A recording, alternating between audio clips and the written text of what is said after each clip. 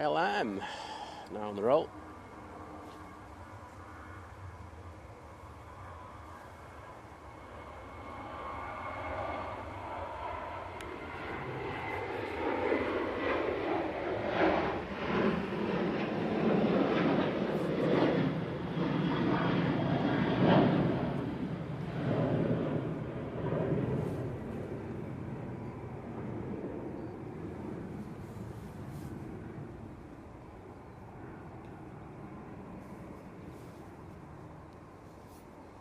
Well, good morning, everybody. Good morning. Being up nice and early today.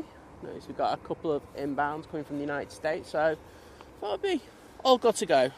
Awesome. We do have the first cohort of planes coming over here now.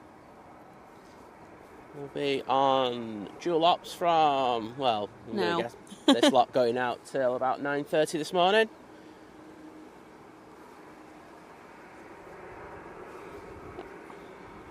It's pretty breezy here today at Manchester Airport. So instead of being on the what we call the turn-on mound, we've backed off a little bit. For two reasons. A, so we can sit the tent up if it does chuck it down, which a couple of the weather forecast apps are saying. Others are saying, no, we should be good to about 12. Hopefully they're right. But also, it means we can get a bit more of the arrival shot as well. So should be decent today.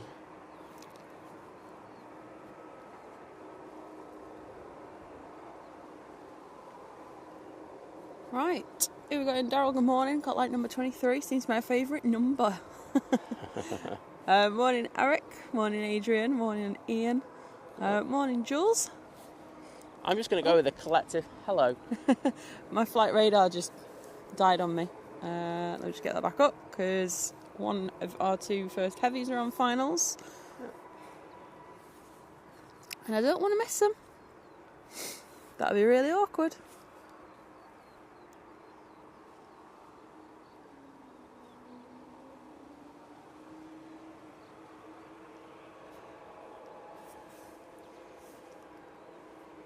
Well, we have this Ryanair Max now coming out. There's a couple of EasyJets behind it, a TUI, and that is about it.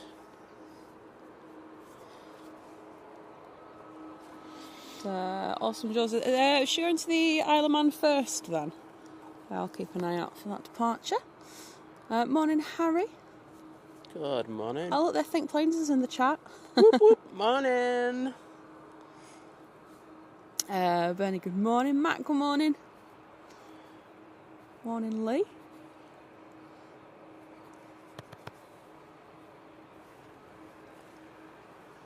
Fun things to do with Tech Spark. He's been a member for 11 months. 11 month crew.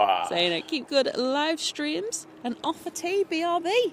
There we go. Well, enjoy your tea. Exactly. But, thank you so much. Cheers, buddy. Morning, Shay. Morning, Paul. And Harry with the £2 super chat. Super chat. I don't know. Super something. Super chat.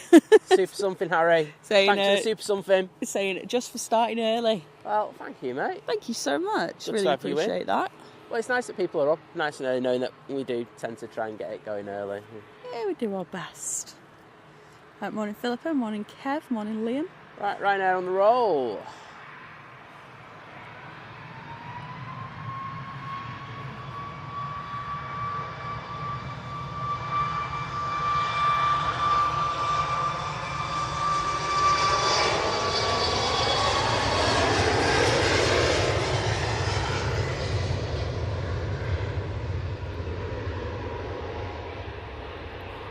Ryanair 737 MAX 8 off to Lisbon.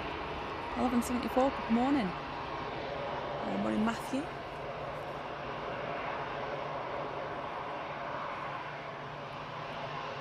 Our Daryl just said that streaming time will make up for not winning $50 million on the lotto last night. Oh, it's all right. Paid, we didn't win the Euro Millions. I felt the same on, I felt the same on Friday night, the Euro Millions, to be honest, mate. So, the pain is real. A320 next out to Palma. The Aer Lingus A330 from Orlando's just past Cheadle.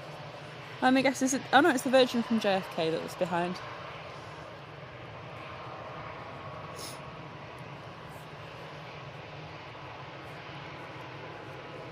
What I could do with this arrival, if you just tell me where you see it. Yeah.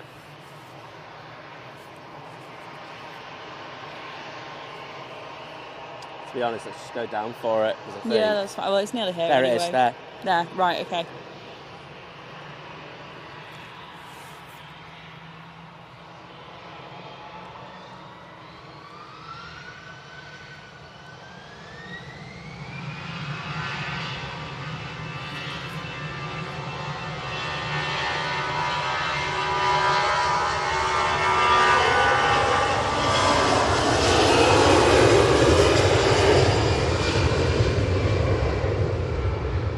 Tell you what, doing a good job keeping them wings nice and level.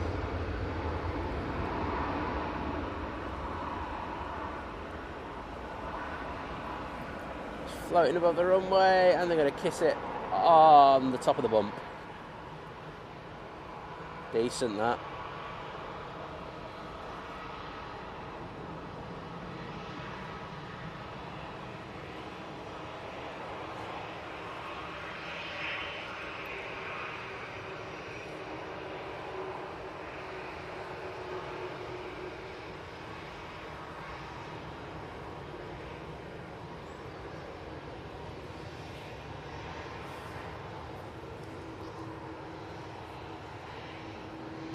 Sparky's just saying, got my scran in the radio studio, got you on an 80-inch TV with 11 speakers. Decent Those setup, 11 speakers that's quite a lot, especially at this time of the morning.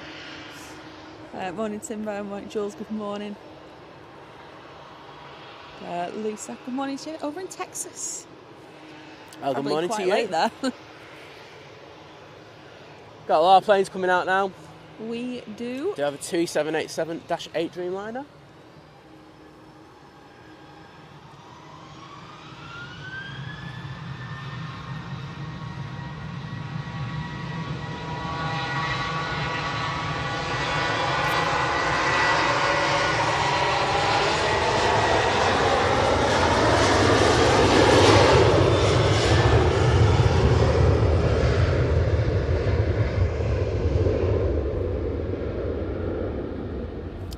There off to Lanzarote. Historical mapper, good morning, thanks for joining us today. Next in, Virgin Atlantic A380, isn't it? Yeah, 30 from JFK. You should be able to see that in any second. Sorry, one of the limitations of this spot is we're not going to be able to see the rotations that well at some points today, so just have to bear with us on that. But really concentrating. Well, both of these close-ups, but also the arrivals. So, morning, Paula. Good morning, Paula. Hope you're doing well.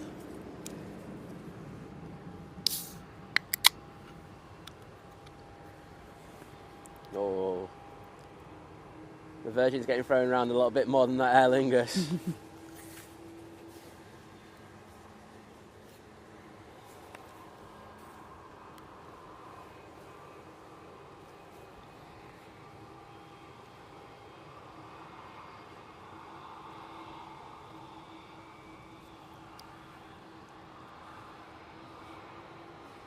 Just tipping that left wing down a little bit, but it's all good.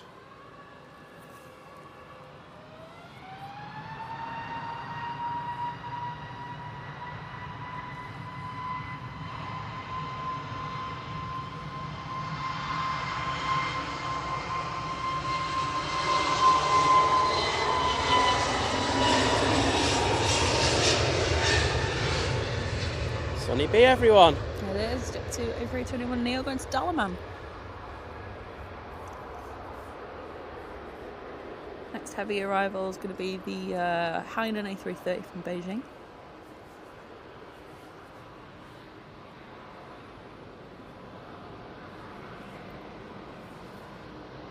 Air France A220 now lining up for a 2-3 left departure.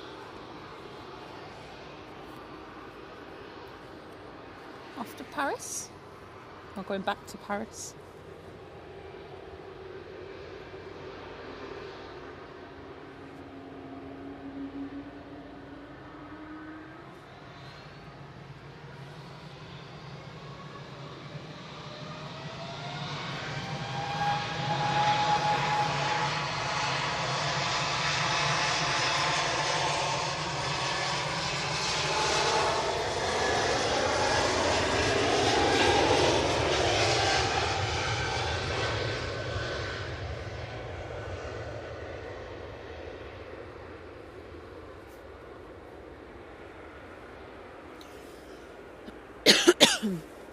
Morning, Trevor.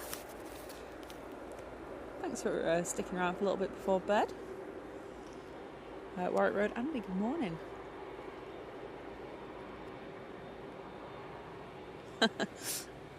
Daryl, yeah, do you know what? It's because Simon always gets up so early.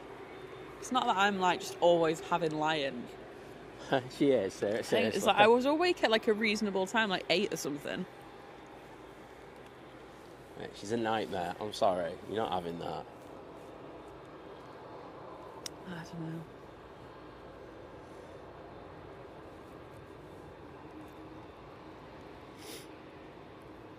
Right. Waters. What's the?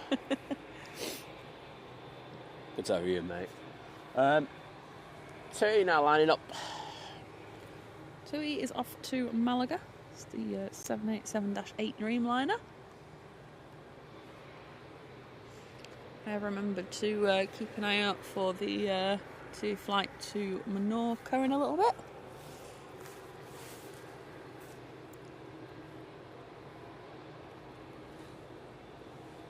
Just having to think about things. Going, shall we go? No, think planes is on the left. I can see that Muppet in his red jacket.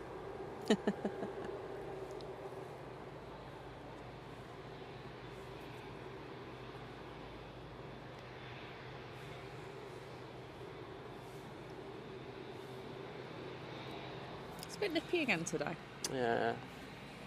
Well, the wind is coming into us a bit, to be honest.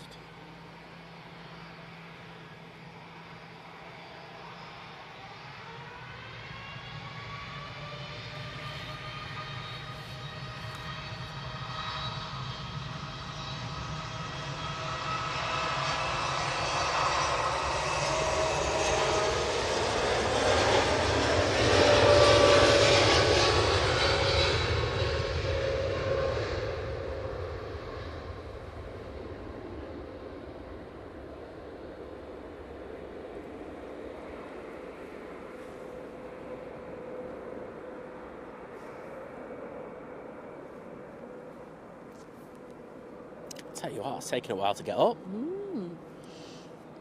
I'll catch you on the other side of the bush, don't worry. Sounds like a bit of a song, that. I'll catch it on the other side of the bush. Obviously, I won't be singing said song. Morning, JD. And thank you. I'm glad you enjoy the streams. And what I can only assume is probably either very late or at some very obscure early hours of the morning. Morning, David. Said this weekend's group finally left half an hour ago. Load 3 of 13 just into the machine. Time for a cup of tea. 3 of 13? 13, yep. Fun. We always keep David company through his loads of washing. I was going to put the washing machine on before we left. Fail, Liz. You know David, are you? I'm not. I'm really not. She can't even do one load. Right. Do you have this EasyJet and Ryanair popping out? There's also Jet 2 A321 Neo on the taxi. Oscar from Aviation, good morning.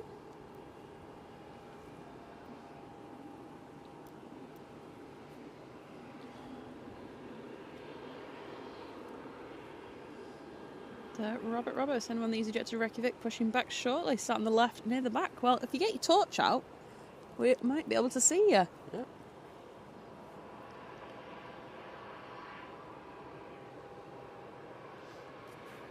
Katie, will keep an eye out for the 2 to Larnaca. Like all the TUIs seem to go out at 6:45. It's like we've got a couple of EasyJets coming onto the naughty spot. We've got one already. I think this one's going to be joining it. Unless it's just going to come down this taxiway right in front of us. The one waiting's for Amsterdam. Our Ray saying 5 Jet 2757's due out this morning. Very nice. You know I'm here for that.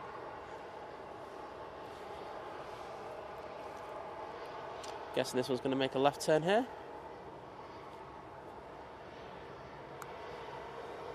This is the one for Gibraltar. You do get a lot of sort of delays for Gibraltar, not only just because of the airspace they're flying over, but also weather over there can be a little bit dodgy at times. We are in Levanta season, aren't we now? So, Tara, yep, I am keeping an eye out for that flight already.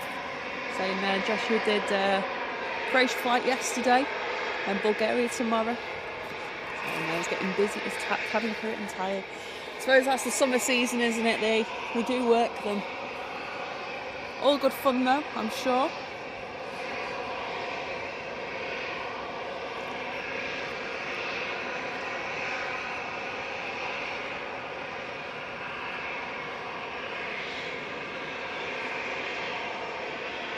Morning, Connor.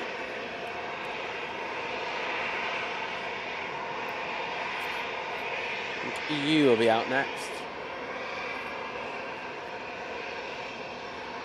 The Ryanair. Hainan. No, not yet. I'm saying, were you saying the Ryanair will be out next? Yeah, sorry, I couldn't hear. Oh, right. Went to Prague. You always started the I can't hear you, Liz. Gibraltar's making too much noise.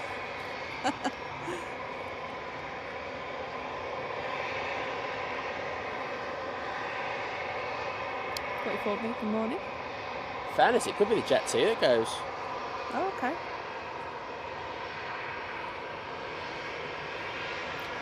Well, Jet 2's off to Kalamata.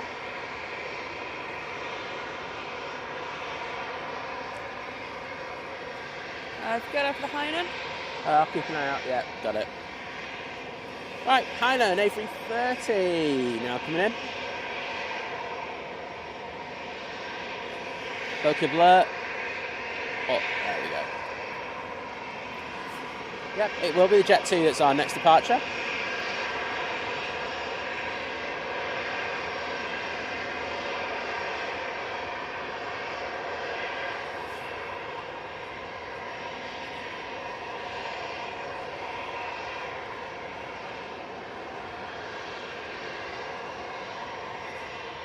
Got a few corrections going on there.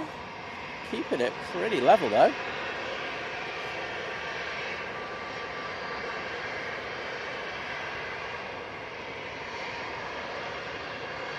Touching down short of the bump.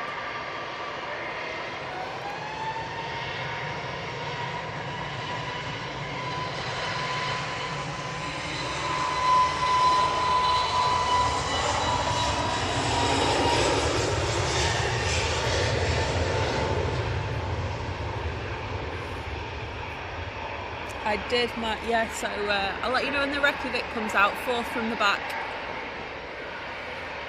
Right, let's try and get that Jet 2 as it rotates. Come on, there we go.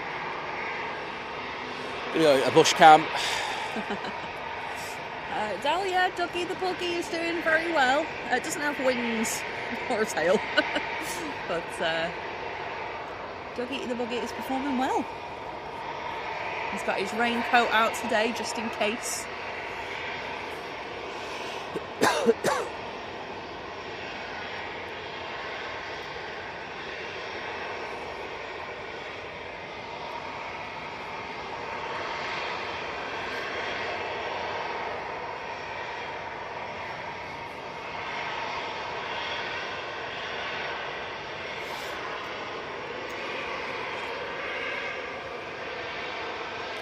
Well, 5 minutes out, we've got the Virgin Atlantic A380 coming from Orlando.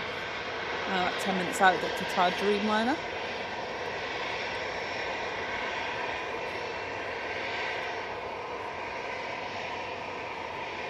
Right, the Ryanair is finally coming on to 2-3 left, taking full length.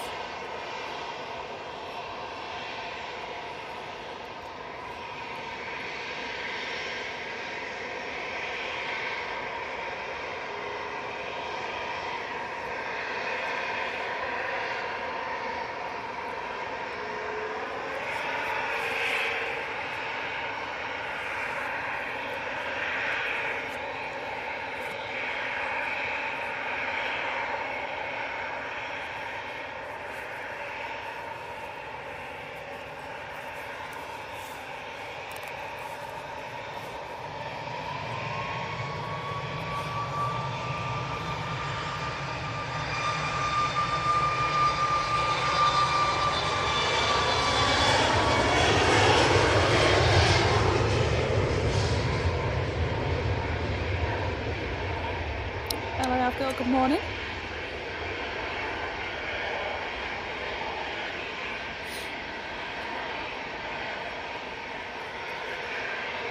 Right, I'll have eyes on the EasyJet to Reykjavik. That has pinged up.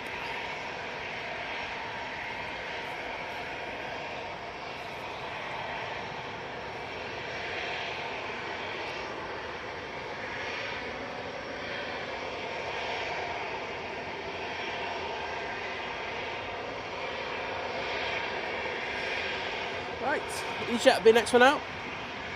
What's that one going to? Oh, did it 11:74? Why is it Emirates causing chaos at the moment? Just saying, apparently it caused a bit of. I asked where's the EasyJet going out to. Oh, it's not this one, don't worry. No, I said where's this going? Oh, right, Basel. Basel, thank you.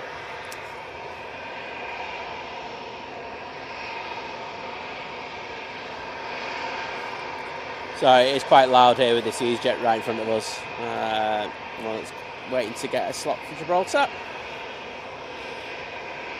Morning, Kirsty.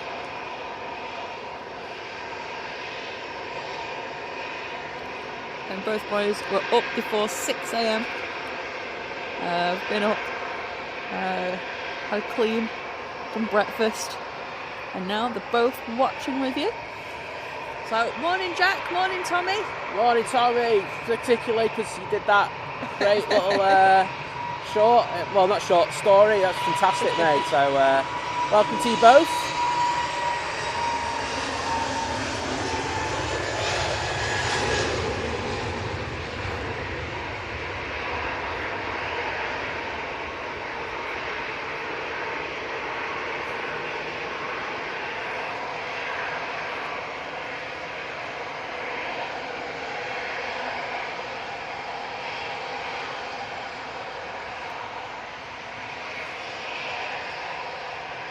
Morning O'Malley.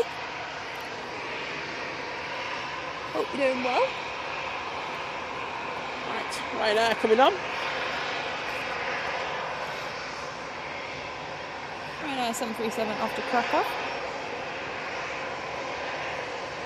Aviation Atlantic's now in finals.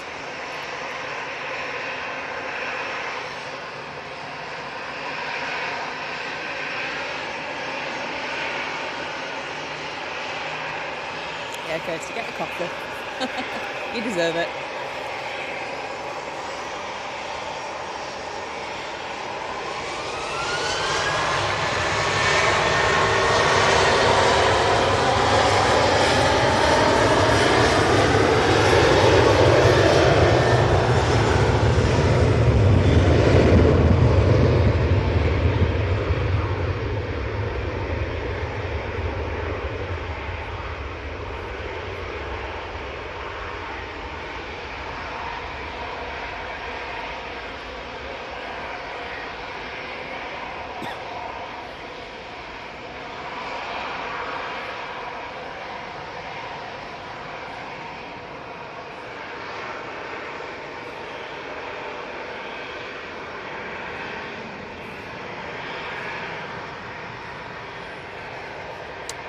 The EasyJet to Amsterdam is now finally off. It's just entering 2-3 left now. Got themselves a slot.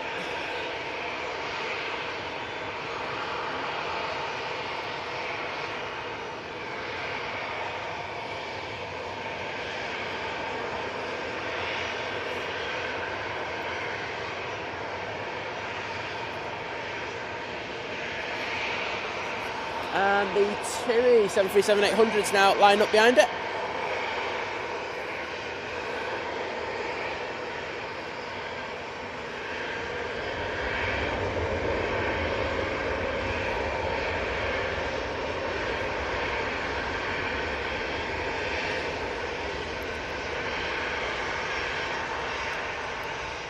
TUI will be going to Paphos.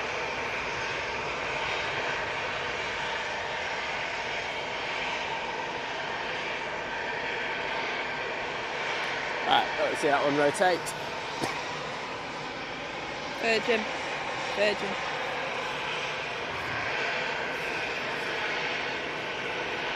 Virgin A330-300.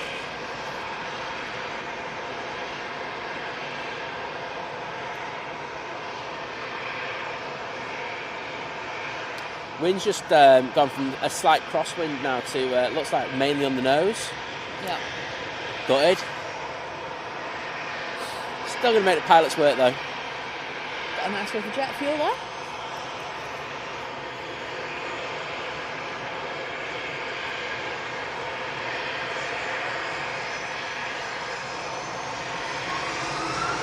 Oh, taking that crab angle off.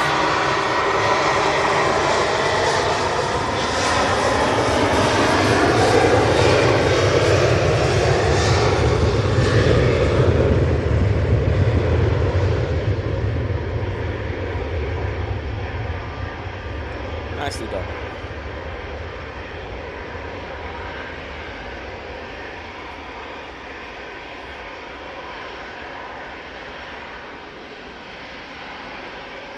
Daryl, yeah, she was doing fine. I'm sure Dave wouldn't mind me saying she was let home on Friday.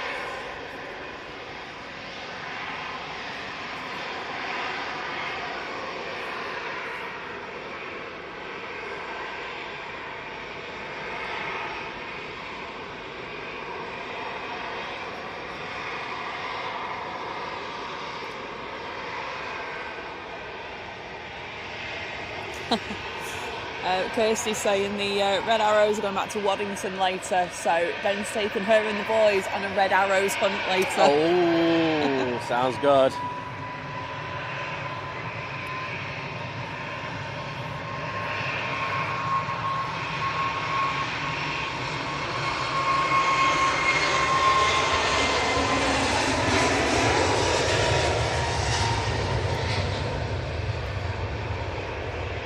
To Sunny D off to Tenerife.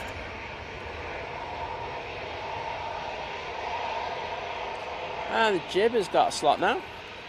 Woo! Harry's asking how you're feeling. Awful yesterday, slowly getting there today. Not perfect.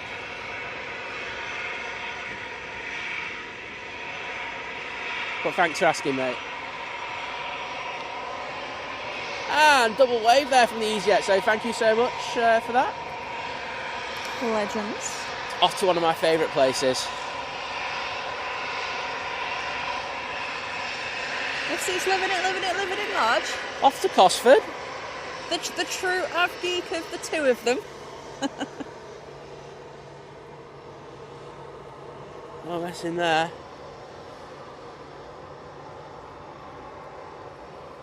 Yeah, hope you have a great day. Yeah, should be fun. I hope Paul doesn't walk you around too much, and if you do, just kick him.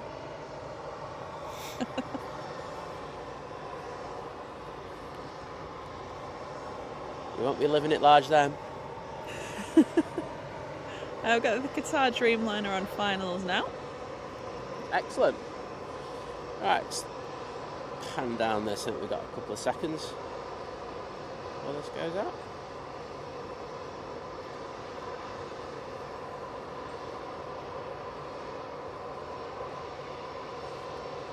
Yeah, Matt, I've got him. I'm on it. I think they're about to go now.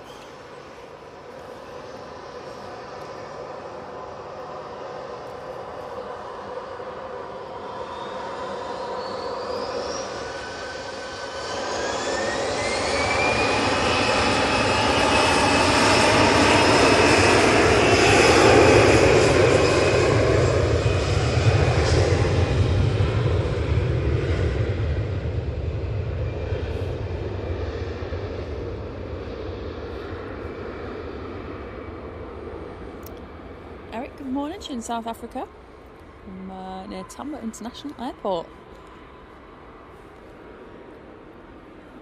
Okay, so this EasyJet that's there is the Reykjavik one. Cool, so back of the plane. Yeah, fourth from the back. Back of the plane. Back of the plane. Mike Ryan, good morning. Reykjavik's coming right down in front of us, I think. We might be able to get right in the grill. Hopefully it doesn't have a slot delay. Turn left, turn left, turn left, turn left, turn left. Oh yeah, they're going to get some good footage in this one.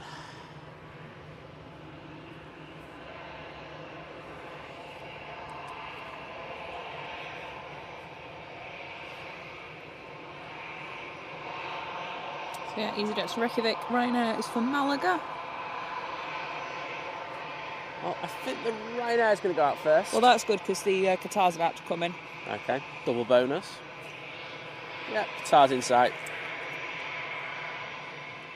Let's see how the Dreamliner does compare to the A330s. I mean, it's got nothing to do with that, but let's just pretend it is. As I get probably told off in the comments by someone.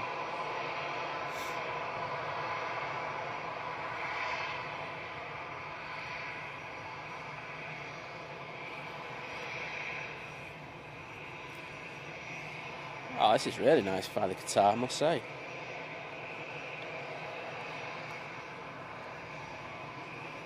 Awesome landing.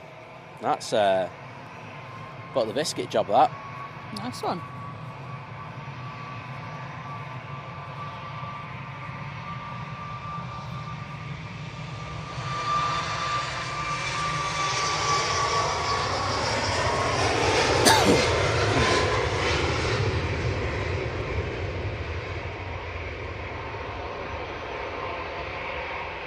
Right.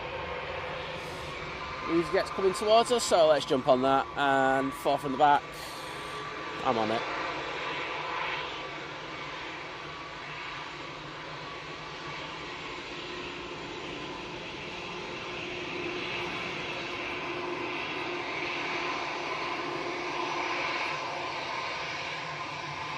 Right, let's ignore the pilots. There we go. Got ya. Woo! Yeah, got a wave as well. Hope you have a great flight. Yep, have fun over there.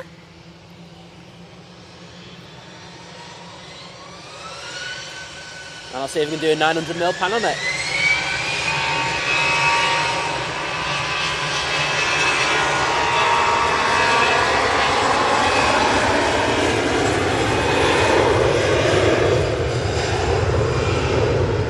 Awesome.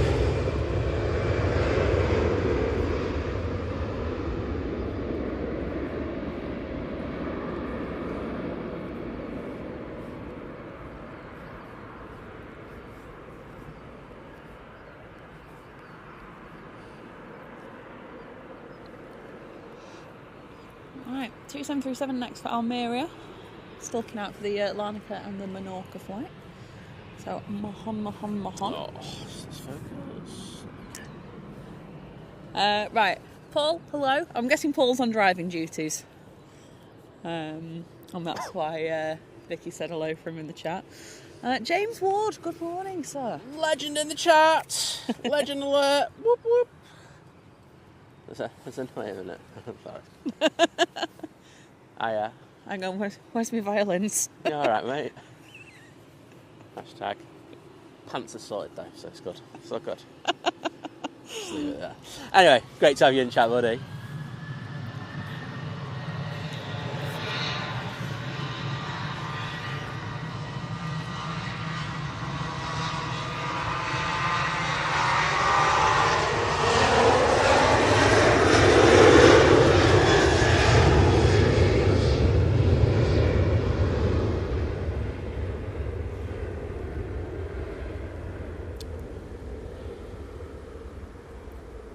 And Hugh, good morning. Gifting 5 memberships and giving Legend! Another legend in the chat! and 7 kebabs. Just So 1 second, I I'll will grab that pop in a that minute. there for you.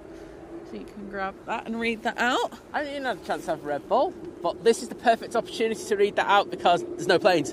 So let's jump on the car. Oh, Mr. 7 kebabs. It's going to get me proper fat. Love it. I'm going to have to put a photo up of the kebabs I have. Anyway, that's a random. Mr. Multitask, don't multitask unless you're up for it. It's a long one. I know, it's going to be a long one today, but it's going to be a good show today. I think it's going to be nice and windy. So bad news, my first aid kit is sold out and my car is now full of dog hair. That's a combo, that, mate. I won't lie. Good news is I saved my neighbour's dog just a couple of minutes ago. Almost cried whilst I was speeding 20 miles over the speed limit. at good old 11 p.m. I won't say anything if you don't. As long as P.S. If your dog doesn't want you to cut their nails, let the professional do it, and don't try to force it on or a trip to the vet might happen. Oh no. Oh dear.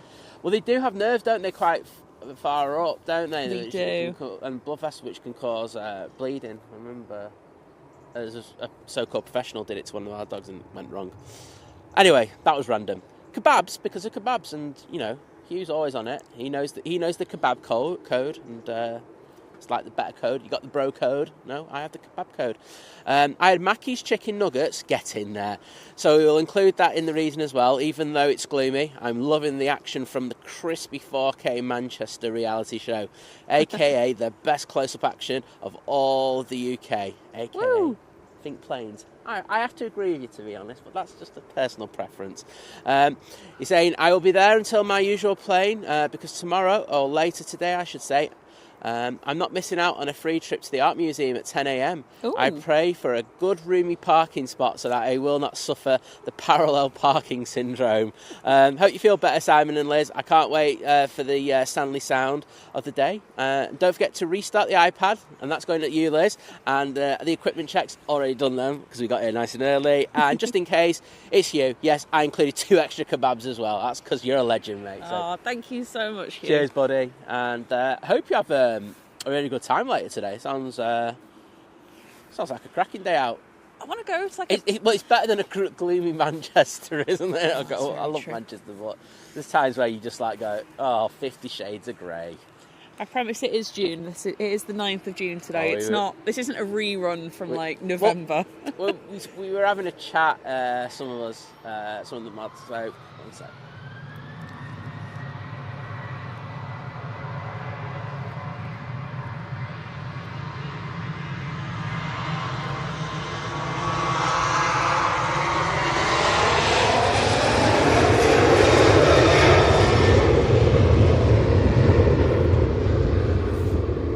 And it got onto the subject of heating. Oh yeah. People were just putting all the heating back on because it's so cold over here. It's depressing, to be honest. Just Percy Pig blanket, which I kind of wish I had now. That's a Ryanair 737 to. Sorry, I haven't done that one for a while. Yeah, just leave that one there. Virgin Atlantic from Atlanta will be next in. Excellent. It's an A330. Oh, isn't Thingy flying out today? Yes. John, the Atlanta. He's on the Atlanta. Yeah, okay. Remember it all. Morning, Becky. Paul H, good morning. Good morning, Paul. Oh, he's got the coffee on the go. I've got my Red Bull right next to me. I'm going to have that in a minute. Sunday ritual can begin. EasyJet to Bordeaux. Next, then we've got an EasyJet for Tivat and a Jet 2 for Athens. Yeah, I'm on the Athens. Right I tell you what, it's busy down the back. yeah, it will be. Every plane for himself coming out. Well, Qatar is holding short, even. Well, it's just outside signature. I think that's because the. Well, because everything's coming out. I was going to say, I think the TUI Dreamliner might be on their spot, but that is the one. The TUI Dreamliner is the Mahon flight. ASMR people of Red Bull being opened. There you go. There's your first one of the day. Yeah, as you know, I think I said this on Friday. You know, the preference here at Manchester is to make sure to get all the planes out, and then the inbounds can make their way to terminal or to stand. TUI Larnaca's also on the way out. Excellent. Jet 2's racing down. Awesome. Bong bing. Bong de la bing. Good morning, Joe. That sounded a bit croaky this morning, I won't lie. Good to have you in, buddy. Adrian's saying, just a Jimmy Dean's egg sausage muffin for a late night breakfast. You know what? I meant to say, because everyone's talking about stuff like that. That doesn't sound bad, to be honest. By the way, Adrian, I gave Tom a special present when I saw him on Thursday, and it's related to what Hugh just put in about having some nug nugs. Okay. Because Tom is a nug nuggophile. Yes, it's a medical condition.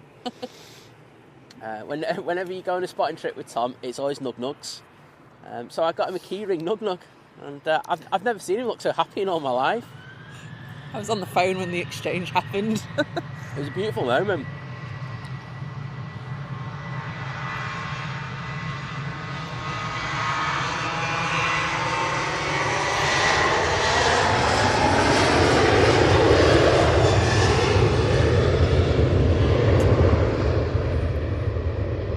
That was a rough pan, that. Shadow Drax, good morning. It's because I'm having the Red Bull. It's giving me, like, twitches. Morning, Graham. Enjoying that cold Corona. The Saturday night ritual in California. Okay. Our next inbound. I love how there's so many people with rituals, like it's Saturday night, Sunday morning.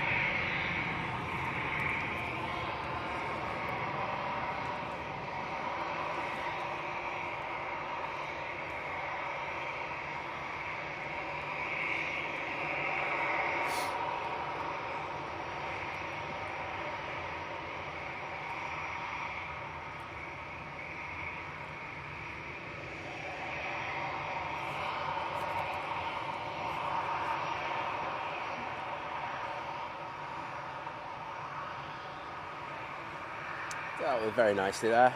The Virgin. Take that rotation angle off. Stop showing off. No, I'm kidding. No, it's decent.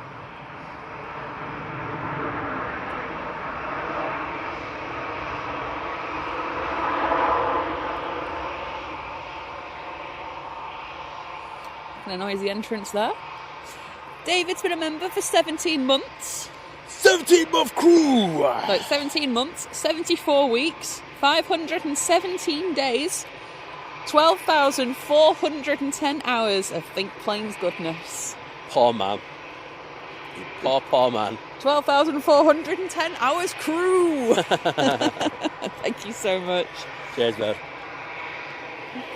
The question is, how many loads of washing have been done in that time? Oh, there we go.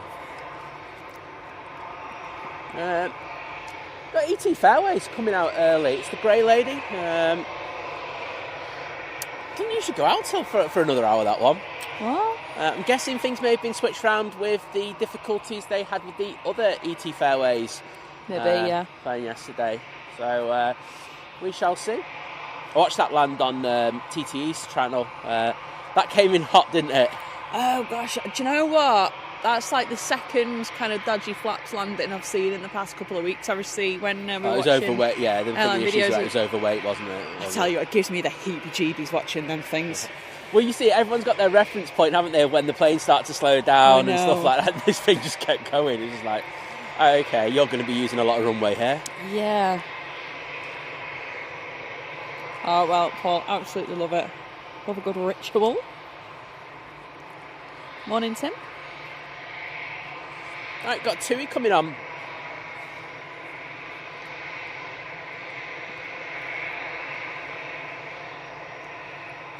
TUI's off to Palma, 737.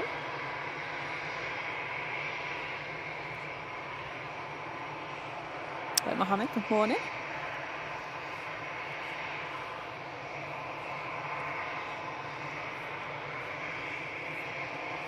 Okay, that's good. We've got a break in sort of heavy arrivals for a few minutes, so which means we can get these TUIs going out.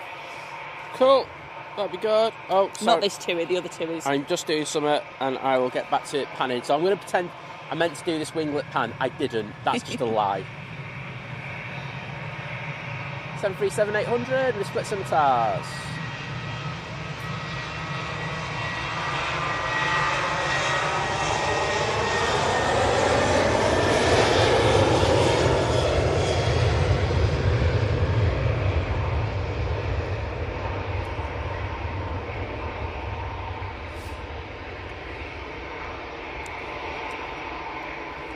Awesome, Katie. So Katie's parents are on the Larnaca flight.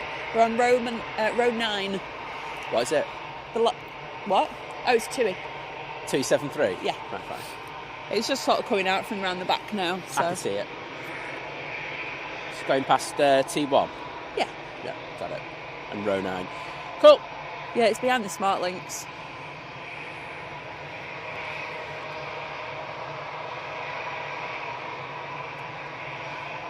Right, EasyJet. Oh, we've got a Jet 2 air tanker pinged up. It's Esther. Oh, it's Esther. Big shout out to Esther. It's good seeing Esther on Friday. It Pop was. down. It was good to have a little chat.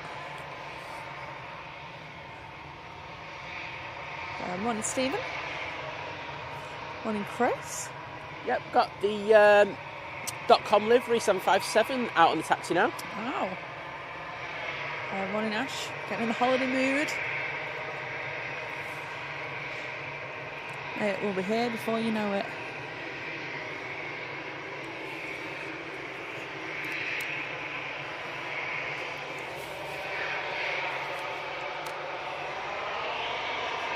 I need milk. I'm freezing. I was just like wondering what she's doing. She just got up and went. I'm Right. digging my spare coat out of one of the little dry bags that I've got, so I can use it as a blanket.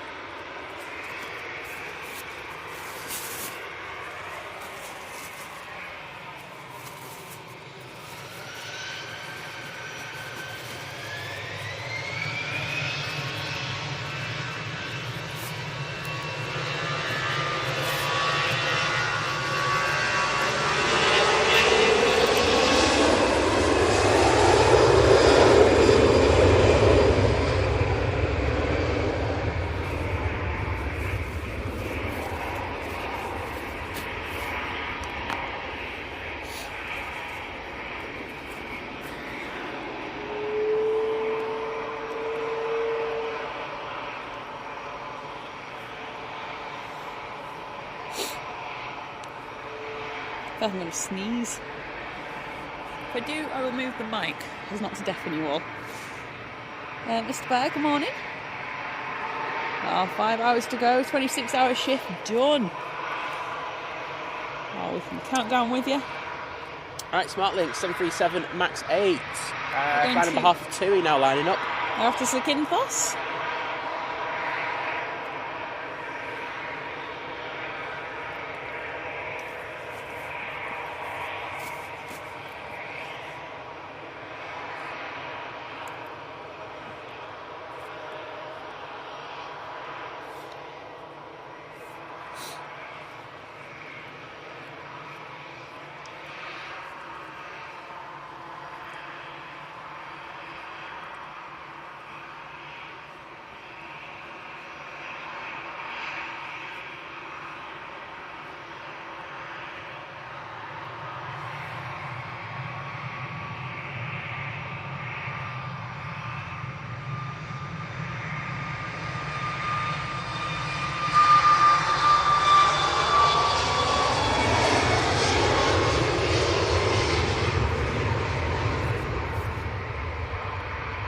Bobson, good morning. Phil, good morning. It's a last day shift for me. Woohoo! Does that mean some days off now then?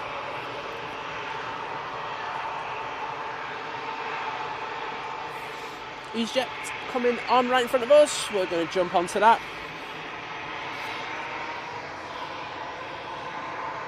Virgin Atlantic that just landed is going on to remote.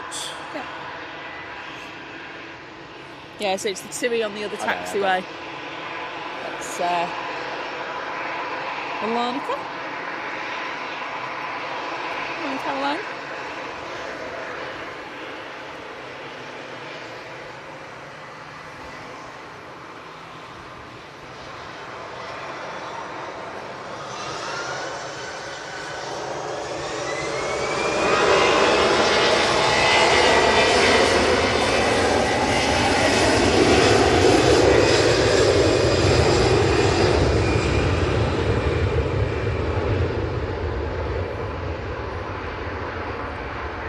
Morning, Helen. Oh well, Phil, you deserve those days off.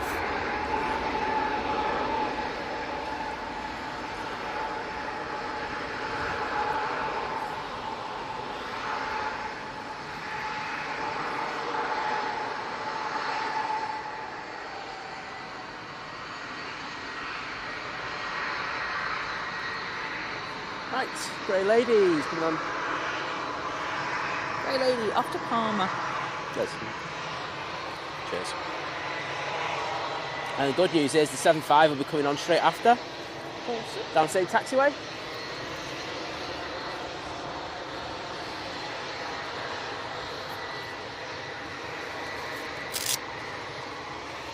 One in Big Red. I'm resorting to a glove, it's that cold. It is, isn't it? It is ridiculous. Oh, they've parked Qatar somewhere else. Okay. Well, not so much, just not where it usually goes in the morning.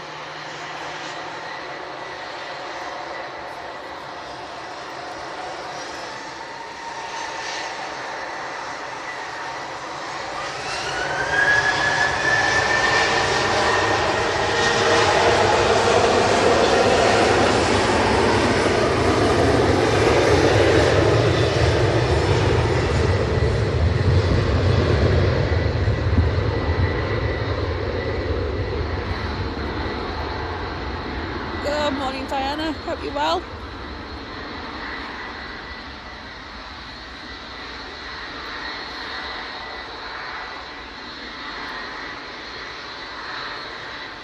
Right, that TUI, I'm on it. I'm on it. I was just letting you know. She's like flapping like a thing, and I've already acknowledged like 4 times. I know. Right, TUI, on it. Right, let's take the glove off.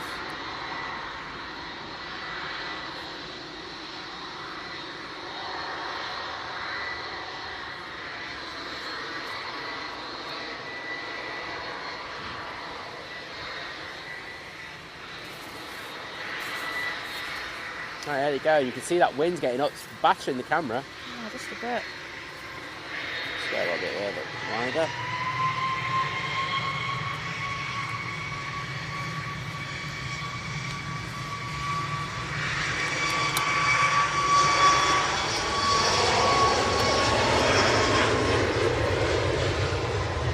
Oh yeah, see him. Woo! I was struggling to see them there, but yeah, got the torch. Thank you so much for that. And hope you have a great flight.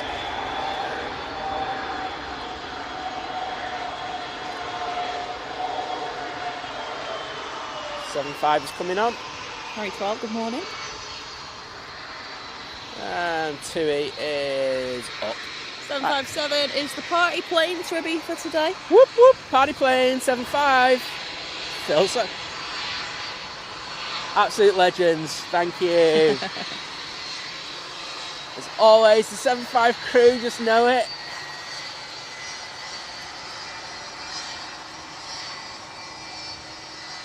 I think their cabin crew are getting a little thank you. But there should be a fun old flight on there. Alright, let's have a look at this beauty. My favourite livery on the 7-5 here at Manchester. Out of that and the holidays livery.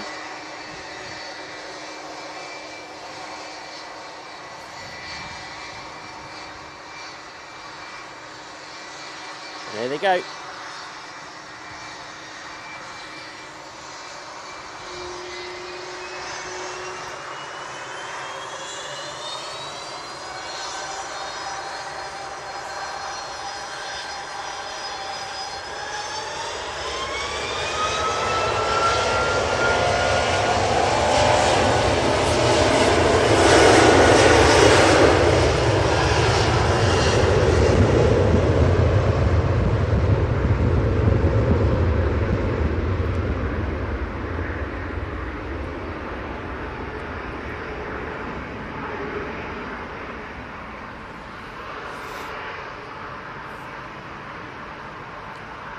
Had the Ryanair from Dublin arrive.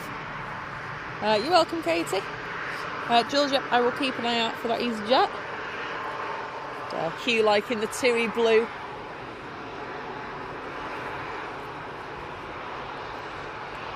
Rather than the southwest blue.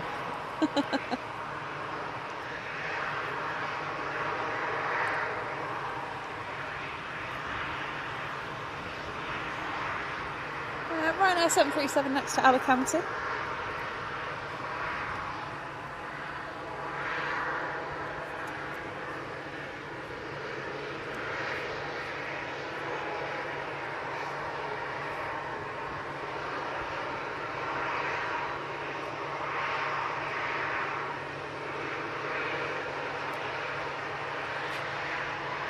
Cheers, Sparky.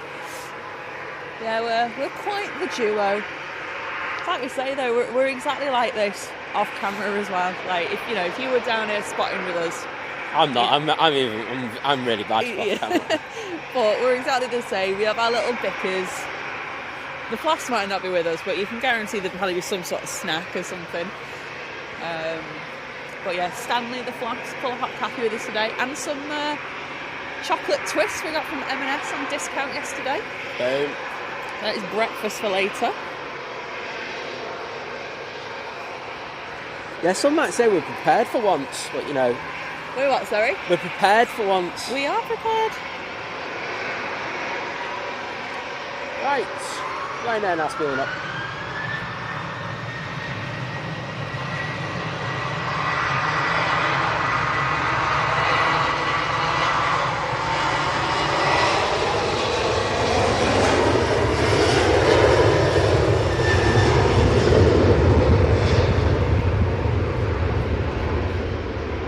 Historical map, see you later.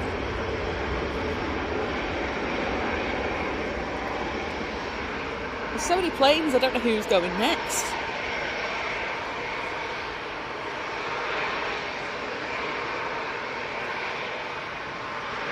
Maybe the Jet 737 to Mytilene.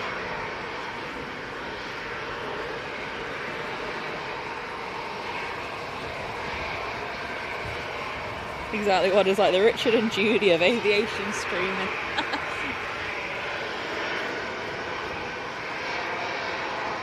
Right, Jet 273 now lined up. Got the air tanker A380 and we've got two Dreamliner as well. What's going out in the next few minutes? Morning, Bradley.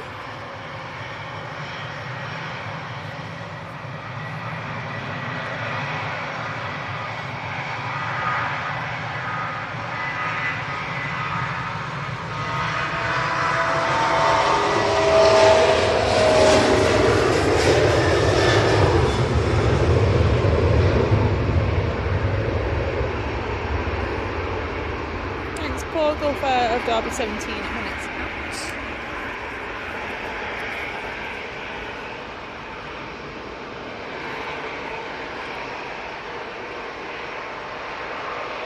And the Etihad triple not far behind as well, awesome. Like I say, it's nice that we've had just like a little bit of a break in these arrivals just to get all the departures out with people on them.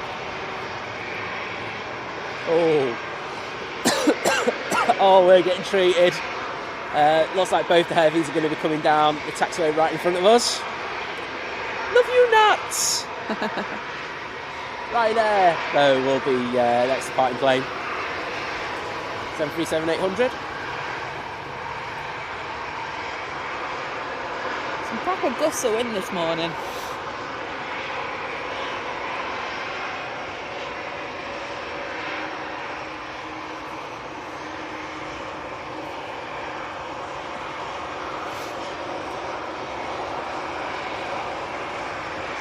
Right now to Barcelona.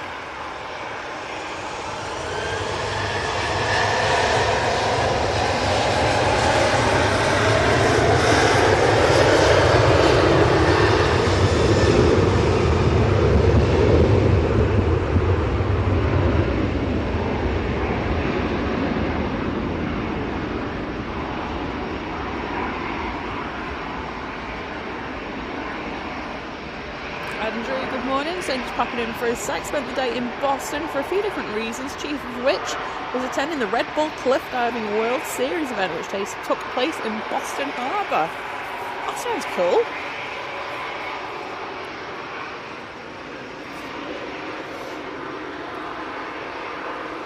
Well, if you've been out all day, you'll definitely get a good night's sleep.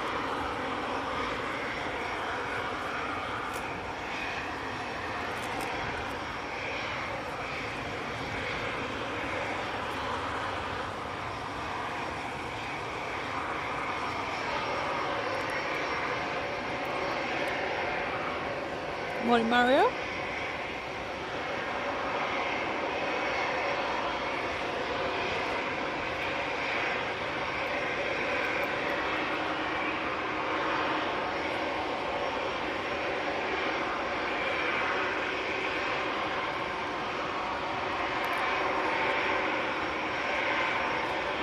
Oh, good idea.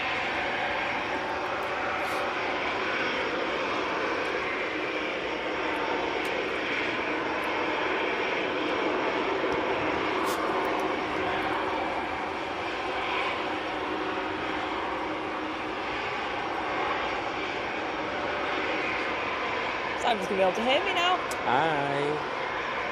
I'm trying not to do the shouty thing that I know. Yeah, but now you talk too quietly. Okay, I'll shout up a little bit. No, that's fine. That Okay, level that's is fine. Okay, that's my level I'm going to go at. So yeah, so the just FYI, the TUI Dreamliner is the one that Tara's son is crew on. Oh, brilliant. I'm so... Right, sack that. I don't care about you, Jet 2. There we go.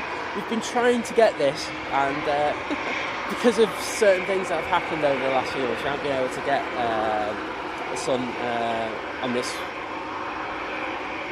on the working here at Manchester, because they're based here in Manchester, so that's going to be great. Finally, and it's going to be coming on right in front of us as well. So yeah, definitely. Double bonus. They were waiting for the EasyJet to the Isle of Man because Jules' daughter is crew on that one. I just think we're being treated to today. Mighty Orange cabin crew and 2 cabin crew. Get on there, and Jet 2 waves and everything. So that's good. Got Nige coming over as well. So. Load of action. You can see in the background we've got the Jet 2 Holidays livery. The EasyJet to the Isle of Man is on the going to be on the way out in a minute. Awesome. There's a lot coming out. All I can see is just like planes just slightly moving over towards us, but is there something coming in? Because they're not allowing the Holidays livery to cross. Rich, good morning. That Jet 2 yesterday was a flaps issue, wasn't it? Yes. Sorry, that's what the rumour mill said. I don't know for a fact. But that's what. Morning, Tugger. Right, EasyJet coming on right in front of us. Yeah, that's the feeder flight, I think. Yep. There's too many planes. Oh, there's a lot coming out. It's not a bad problem to have.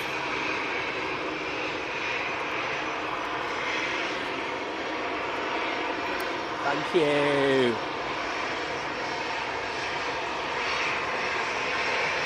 Morning, Alan. Yeah, we always have a Super Sunday.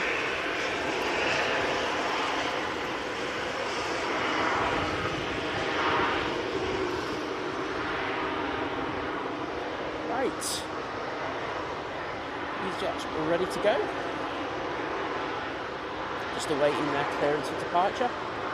Oh wow, so I'm currently watching from a tugboat in the Arabian Gulf off the coast of Saudi Arabia. I won't lie, I really wasn't expecting somebody to say that today. Of all the things that could be said, that wasn't one of them. So, hope you're enjoying it.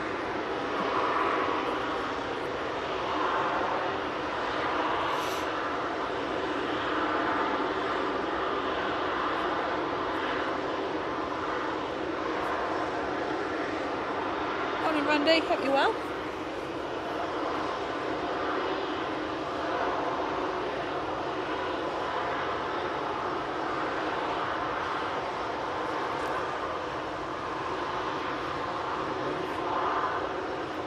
EasyJet loveliness there for you.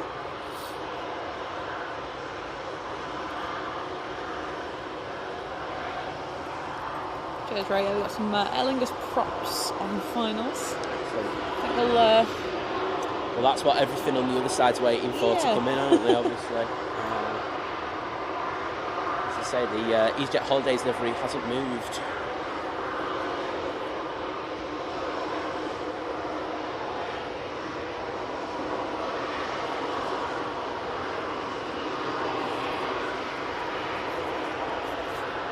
Yeah, there's a possibility we could have about 11 or 12 planes over here in the next few minutes. Ridiculous, isn't it? So busy. There's problems to have, trust me. Right, everyone's playing shutters, up and down shutters. Window blinds game over there, under the Y and the J of EasyJet. What are you up to?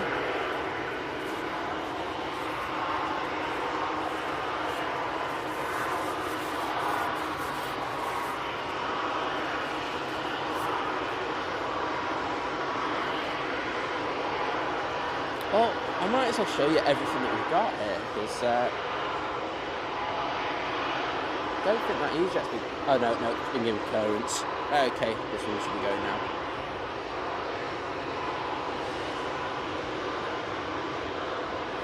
I was just about to show you all the planes here, because it's a great sight, because remember during COVID we didn't have anything like this. That's very true.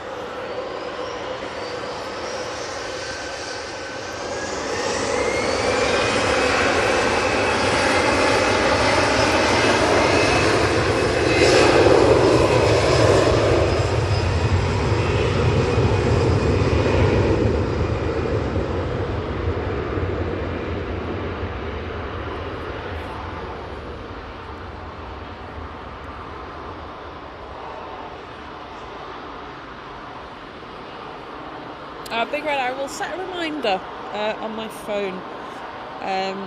So my wife and daughter's on the TUI flight to Punta Cana on Friday. Yes, I said to him send an email, but that works as well, Big Red, so don't worry. We should be out. The one thing I can't do at the moment is make promises, but I would say 92.64 reoccurring, or 66 reoccurring. We should be out. So. Right, I can get the Erlingers prop in. Oh, lovely. Feels like that's been taking an age to come in. Right, David, good morning. Stephen, good morning. Can't type, it's too cold. It's chilly. That prop looks like it's done alright. Good landing. Right, Jet 2, A321neo now on the roll.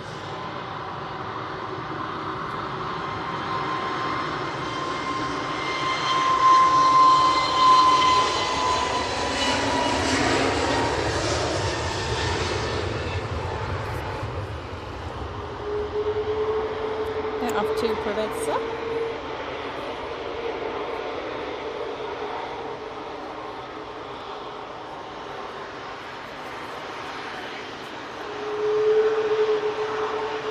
Right, I think you can tell the Jet 2 A330 is coming on. It's the air tanker. Right. Are going to Faro this morning. Excellent.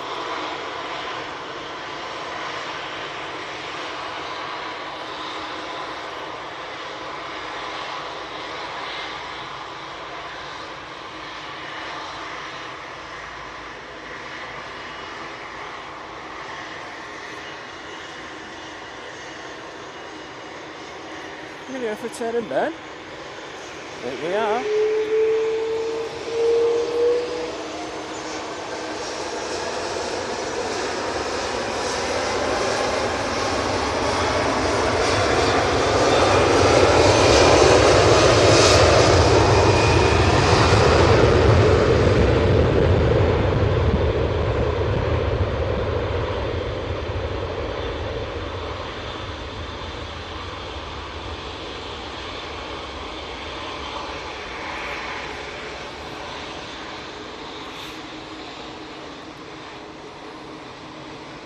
Right, TUI's lined up right in front of us. TUI Dreamliner to Mahon. Right, let's get on to that. I know I love the air tanker.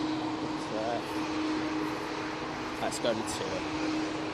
So, been meaning to get this for absolutely ages, so you have a good flight. Oh, he's looking at his iPad and not looking at me. How dare you? Pod captain, priorities. I won't lie, I do find it hard to get a wave out the TUI Dreamliner fleet. It's how weird. It's a weird one because the 7.3s are really good. The Dreamliner. Phil, if you're in the chat. He was before. Phil, get them to wave. He was saying it's his last day before some days off. I know he's been in work for a long, it feels like a good few days. So well done for getting through it, mate.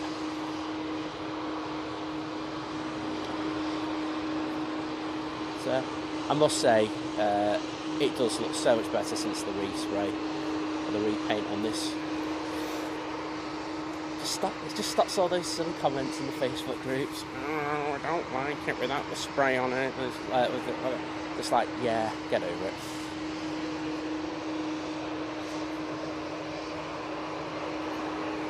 Just like the Erlingers A380 land.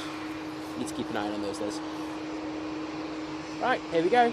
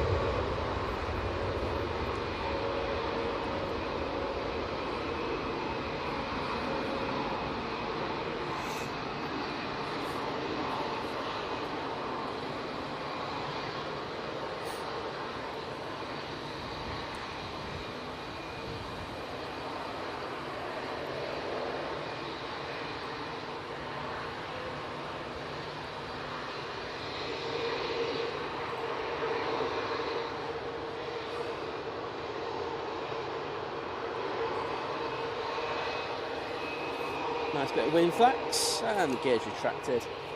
Gulf Air is next in. Very nice. And from Bahrain.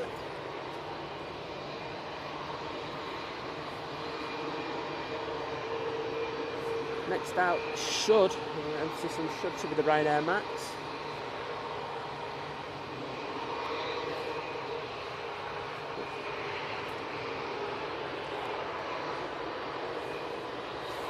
And there's the Gulf Air 787-9 Dreamliner. Oh, aviation Love the smell of fumes. jet fuel, yeah. Oh.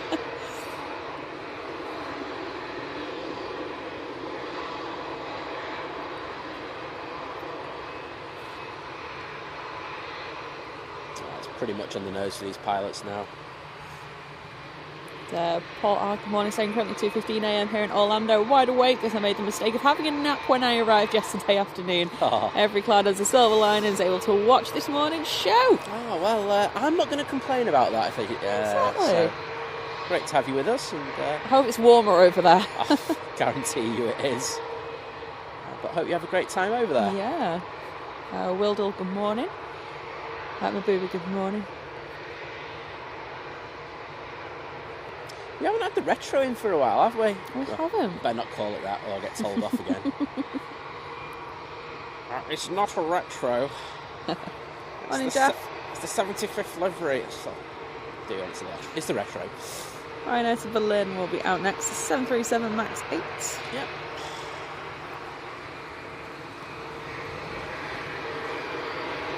And it's rolling.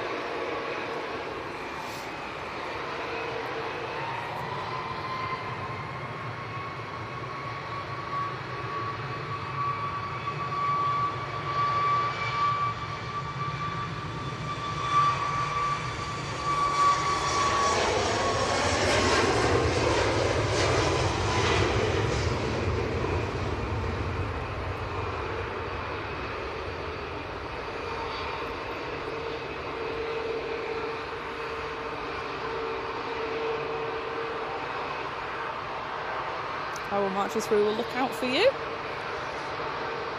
Sounds like a lot of people going out today.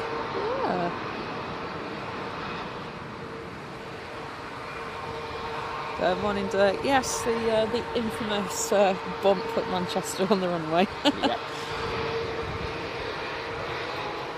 Some embrace it, some hate it. Oh, it's our pleasure, Tyler. It's fantastic to finally capture him. Yeah, I know. It feels like so long since he qualified as well. So hope he's having fun.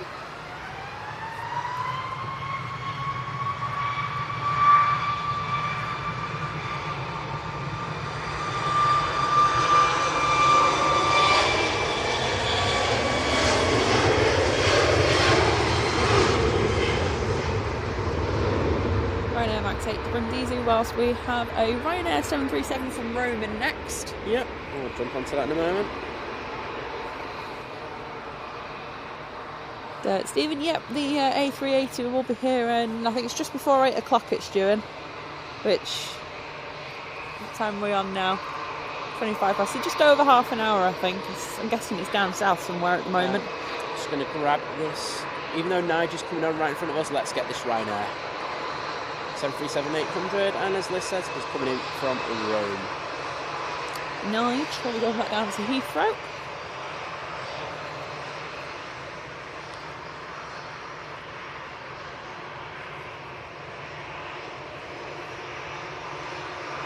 It must be nice for the Rome-based pilots coming into Manchester, 'cause it's got a nice long runway. Yeah. Don't have to slam it there. Right, let's jump onto Nige.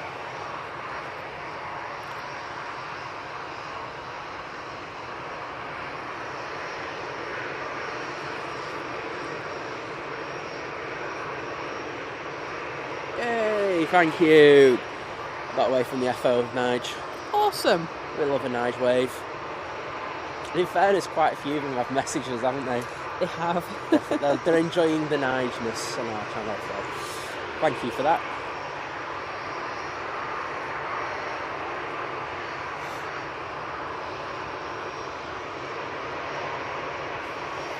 Tell you what, if you're thinking of coming out today, put your big coats on, it's freezing. It is grim. Right, that's 319 going back to London Heathrow.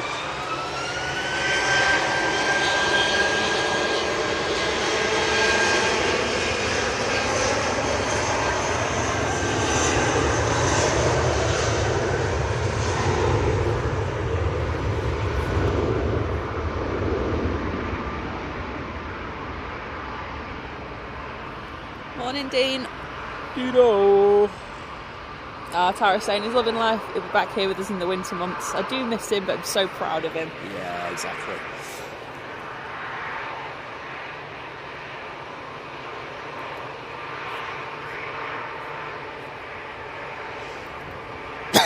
So TUI 737 next out to Oxford. It's the one I learned how to say yesterday.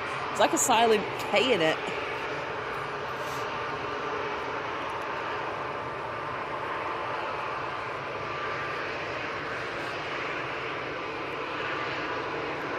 I can see the EasyJet from the Isle of Man there, just in the midst of the queue.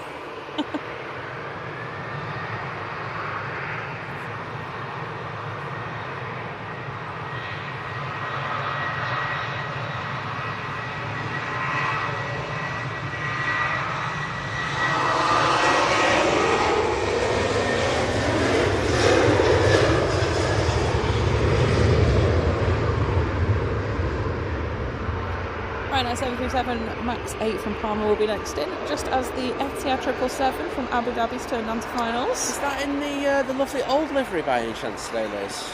Bearing in mind I know the answer already. It's in the lovely old livery. Oh, I love that old livery. Wadders has left the chat. Let's get this Ryanair before it touches down. Keeping those wings nice and level there. Go on, just slam it, lad.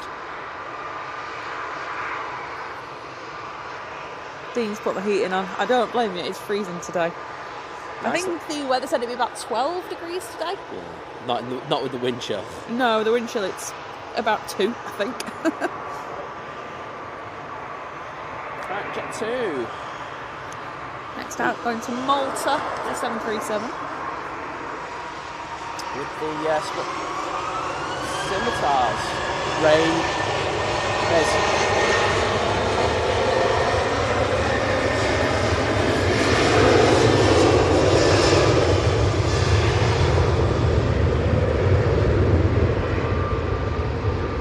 Say it again. Liz, there's rain in the air.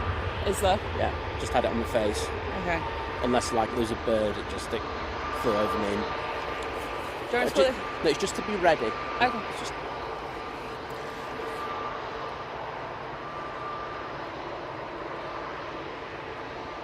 Right, we have the EasyJet in the holidays livery now going out next.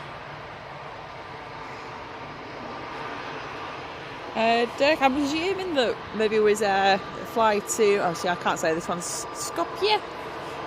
Maybe because it's cheaper than Ohrid. Who knows? But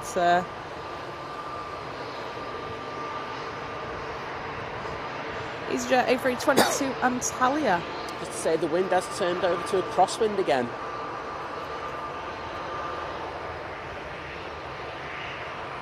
I can see why the weather forecast is a bit all over the place, because the wind's just switching all the time now.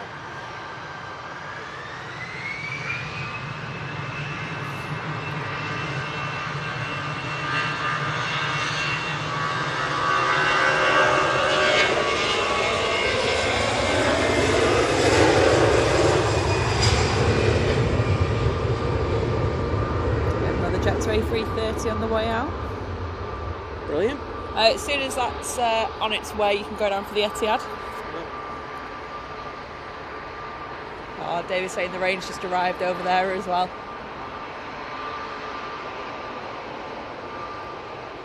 UK and New Zealand sharing weather once again. Right, Etihad now coming into a view. 777-300ER. This one looks like it's been thrown around a little bit. Oh, it is.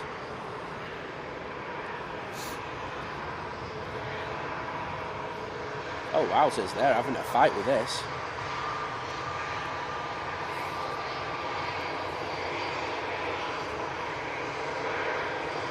Get it nice and level just before the bump.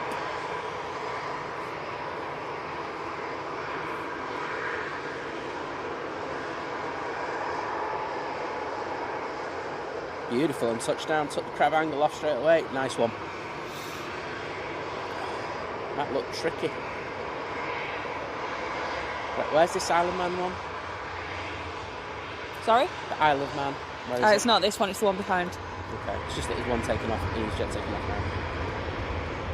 But we stay on the Etihad.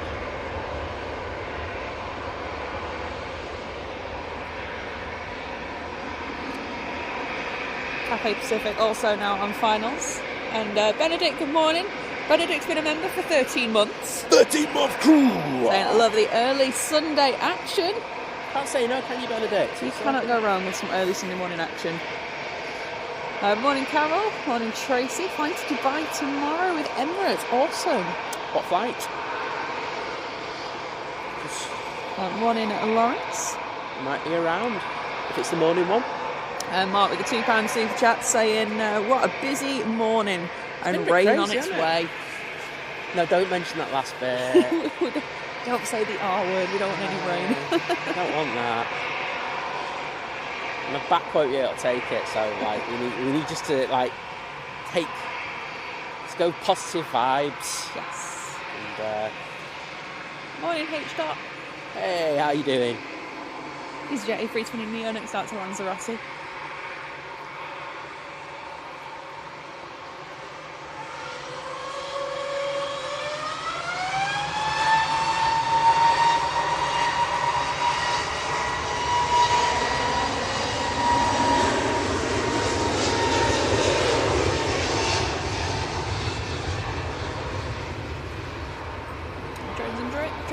Drones and Drains?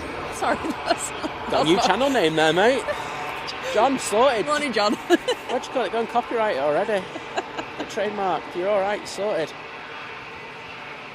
Oh dear.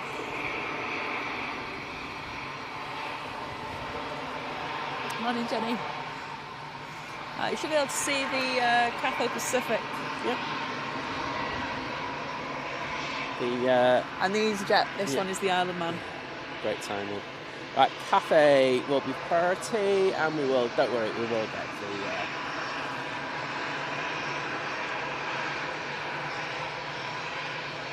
Just looking at the windsock's just turned more onto the nose, but it's still slightly across, and you can tell. Go on, Cathay.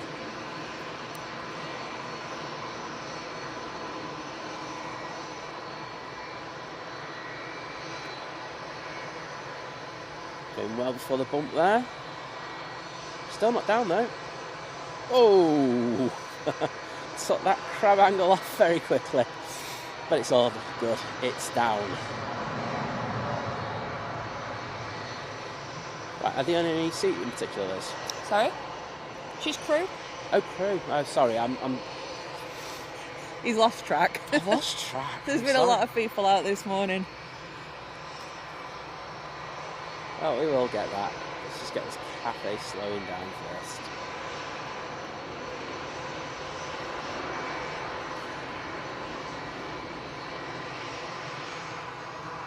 Right. Spilling up.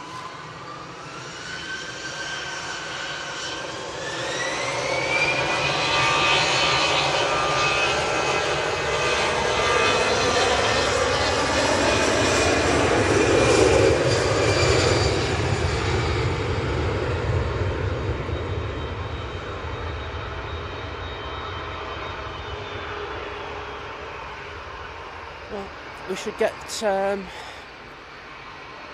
the return flight of that. Yeah. And don't know, was it there? Somebody else who put that in the chat, was it then? What do you mean? So someone's told you. Yeah, it's the mum that's in the chat. So the mum. So is the mum? Does the mum know she's on a 4 sector? Yeah, so she's going to Belfast after that. Okay, so we'll get that as well. Yeah. Aer Lingus A380 from JFK next in. Yeah, on it. David saying flight radar has man temperature at 11 degrees. Over there it's 12, but yeah, it's winter there. Yeah. Thanks.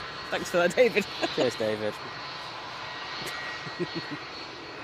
Right, A330's keeping those wings beautifully level. How good's this? This could be batter my sausage. This could be batter my sausage. Come on. Get on top of the bump. Oh.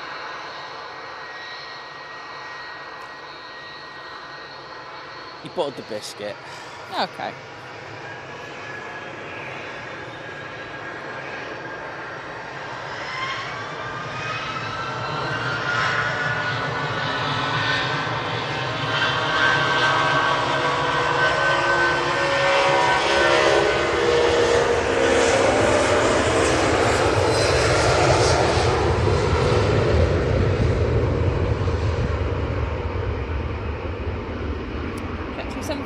Off to Mahon.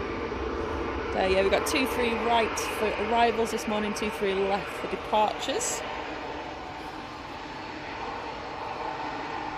Tom, good morning. Oh, very nice, Caroline. Having a cappuccino whilst watching some plane spotting. You know what I mean.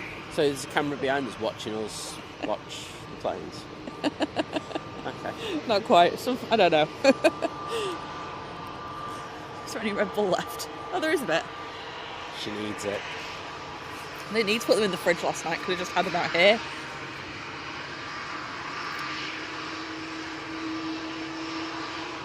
Right. Ryanair 737, 800 now lined up.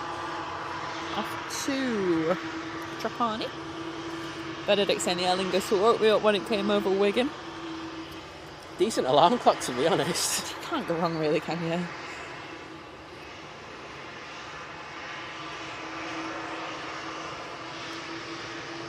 Your H-Sharp was saying that your roasties look divine. That was from our roast last week. It's getting that balance. You got to make sure that you hard-boil them to the point where they fall apart, and then the rest is just my special secret. But they were crispy as hell on the outside, and soft on the inside. Good. That's rain. Liz.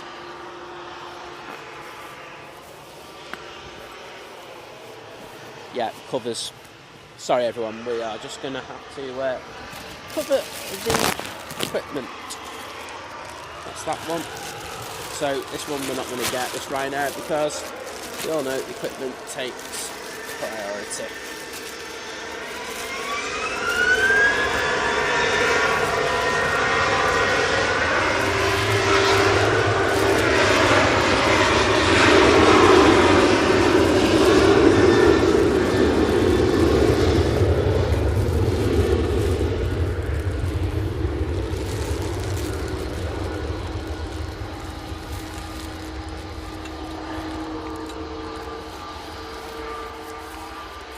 And there we go.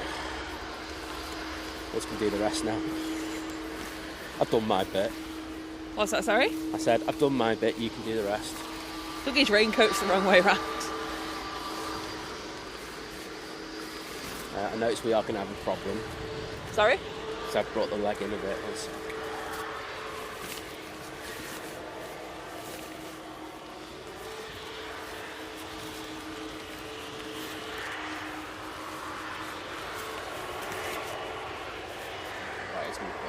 That's fine. You good?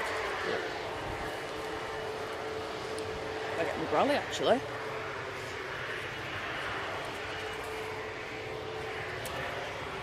Went to the wrong place for the brolly. Right, let's hope it's just a little bit of rain. Yeah. I don't see it being massive, but you know. What's that, sorry? Talk to the chat. Oh, right.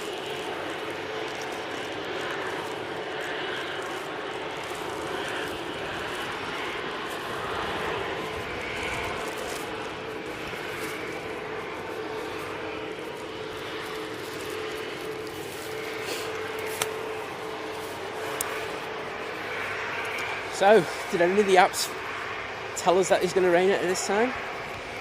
That's going to take off. It's not. It's thingied round. Yeah, but it needs to be done at the front. There we go. That's not going anywhere. Yeah, that's fine. I have absolutely no idea what the apps are saying. I'll have a look.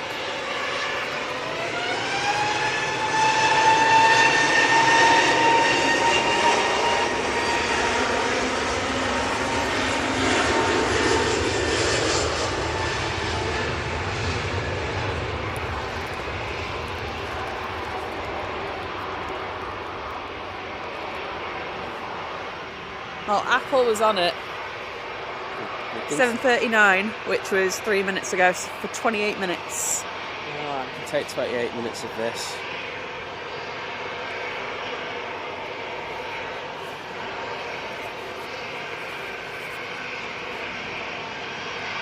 Right, air tanker. The last EasyJet was going to Alicante. Yep. Air tanker after Palma.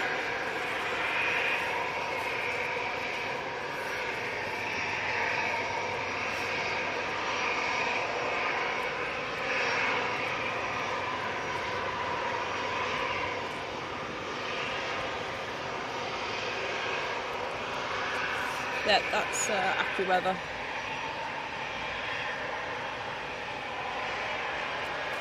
$8.23, okay. So we've got it for about half an hour. According to them. I think it's going to be one of them ones where it just keeps going and going and going. I think it's like this for a while. Okay. I don't think it's going to be particularly heavy, but it's going to be consistent. Yeah. I've got Logan out from the Isle of Man in next. Excellent. We've obviously got quite a few planes coming out because the Aer Lingus and the Cathay Pacific have been made to hold short of the tower.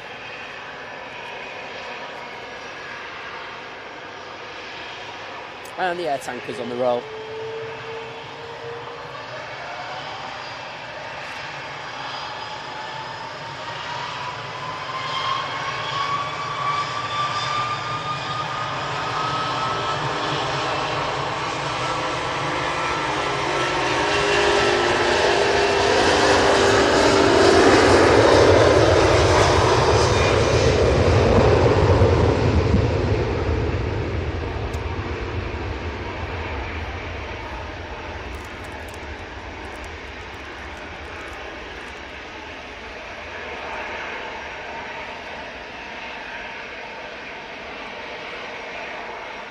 Bradley, good morning. Saying watching with my 4-month-old, getting ready for his first holiday next week. Oh, very nice. Morning, Lana. Hope you're well. Good morning, Lana. Great to have you in the chat. Yeah, drones and drains. See, it's a good idea. No, it's drains and trains. There you go. Drains and trains. Drains and trains. There you go. That's how you do it, mate. New channel for you. Ian 8849. Good morning. Hope you're doing well. I will say on rotation down at that bottom end, I am going to struggle to see them in rotation just because seeing them through a plastic bag is quite difficult. So have to bear with me on that one. That sounds like another song, Seeing Through a Plastic Bag. Sounds like a really good album, to be honest. 85856. Funnily enough, it's sunny down here in London. No. What a surprise. Shock, horror.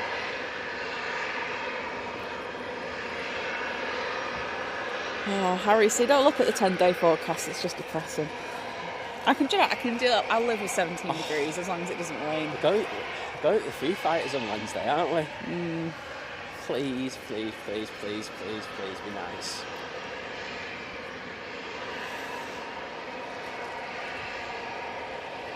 Aer Lingus making its way around the back now.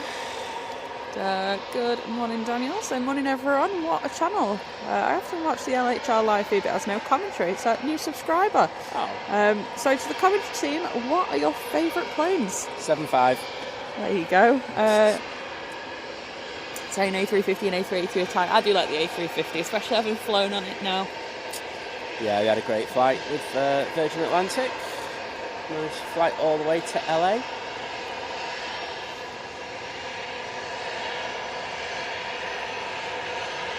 Madison, good morning.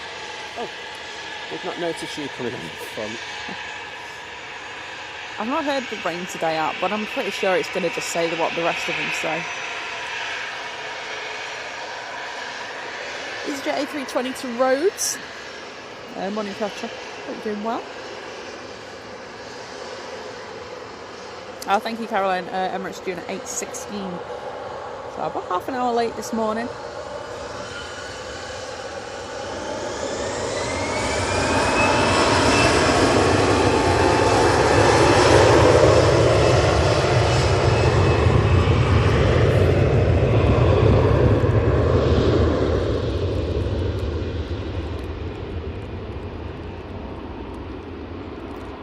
Drive it, ride it, fly it, walk it. Good morning.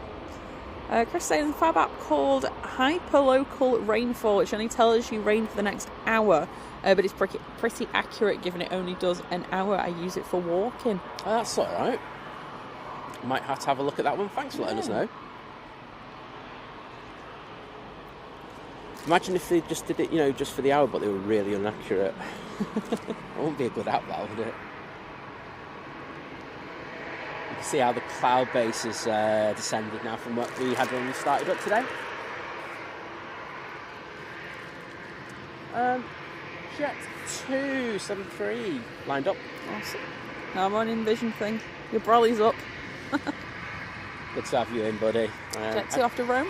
I'm guessing you're not coming down to it, and I think you've made the right choice. Mm-hmm. It's not great here today, I must say.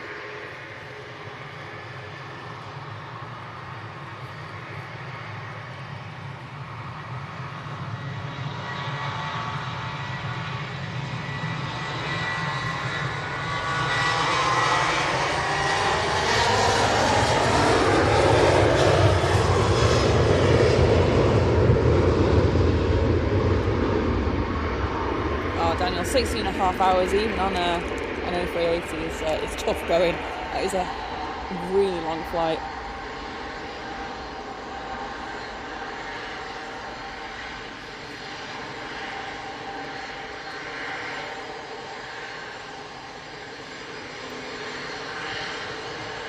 So Ryanair next, going back to Dublin, it's a 737.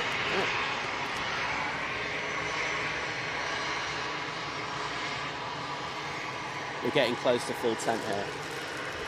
Oh, okay. Okay. Liz is under a brolly and she's like, okay, it's all right. Yeah, I just had to stick my hand out from under the brolly. Yeah, it's starting to chuck it down. But we'll just see how we go. Okay.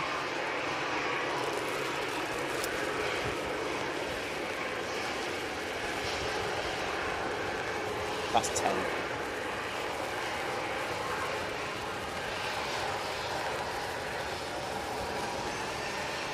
That's 10. Hello, you talking?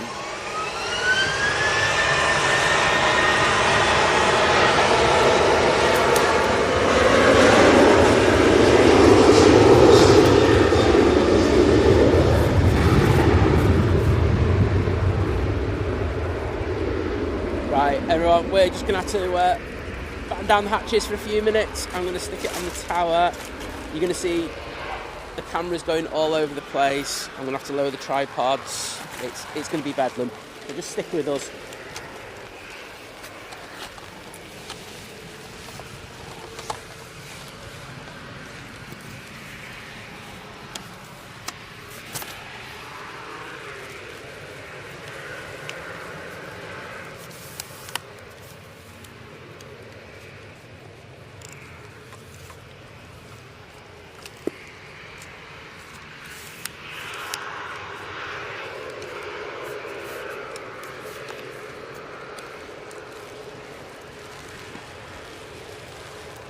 Yeah, go make a brew or something. We will be good in a minute or two.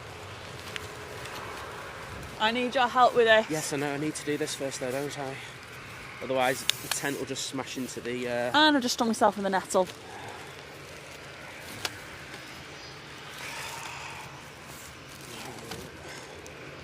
This is where you might hear colourful metaphor.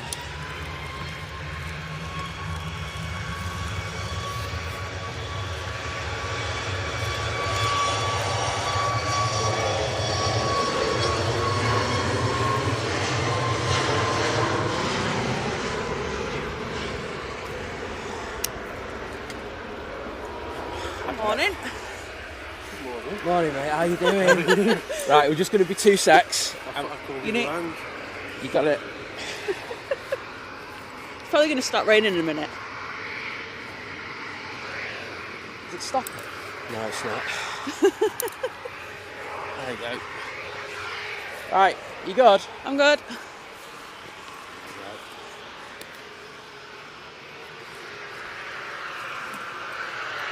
Hang on. Yep. Go around. We're good. Right, can I just pass you that? Simon. Thank you. You've literally chosen the worst day ever. It's alright, isn't it?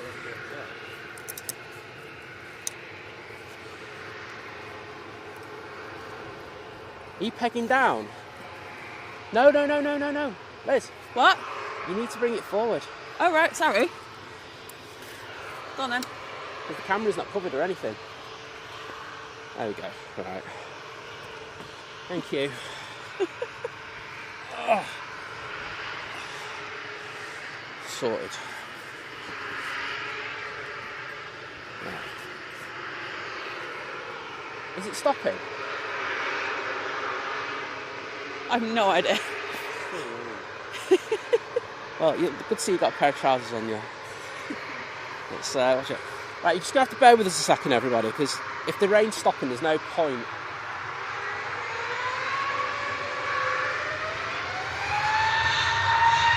We're going to go mad.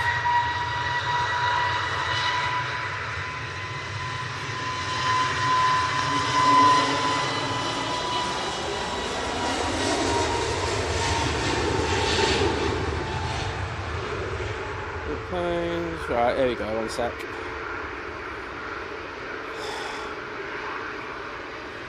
Good job you didn't stay.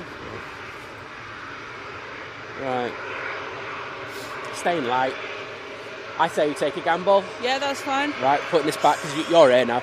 Well, right, 1 second, everybody. It's just got a lot better. Watch them handles. Yeah. Yeah, lift. We're good. Yeah, I'm good. Thank you. And thank you, everybody, for being so understanding, because we have no idea what we're doing here.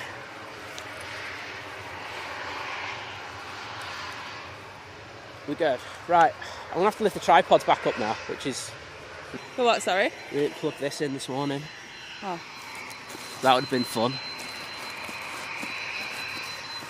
Where's the plug for that? It's in front of you. If you grab that. There. Cheers. Swap it out again.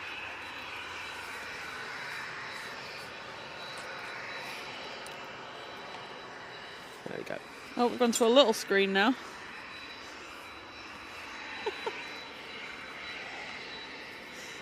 I don't want to say you're a curse, but... I don't get that.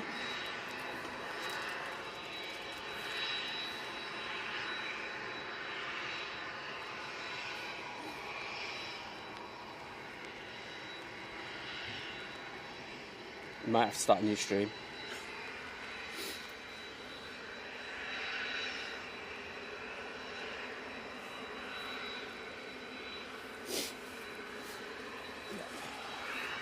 I think what we'll have to do is get the Emirates coming in and boot up again. Okay. I'm going to put this under a... Because the aspect ratio's changed for some reason.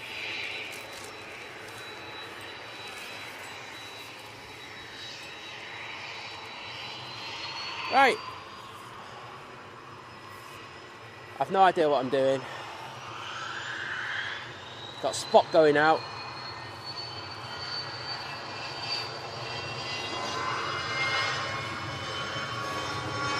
Oh, it's spook.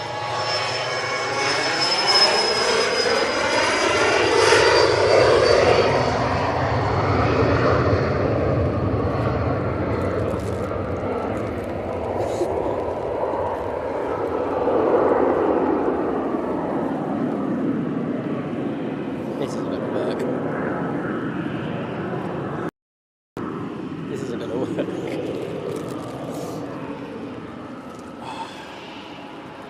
Right, Jet 273 now lining up. If you want to redo a new one, you better do it now because the Emirates has not turned on to finals yet. So It's not. no. But I have to start stream from scratch. Oh. So it'll be like five minutes. It's just going to chuck it down now. You can, there's another seat there, Jake. Get yourself a seat. Where's the other seat, Les? There. Oh God, I better get that actually. Right, with the equipment bag. Get in the tent, chill. Well,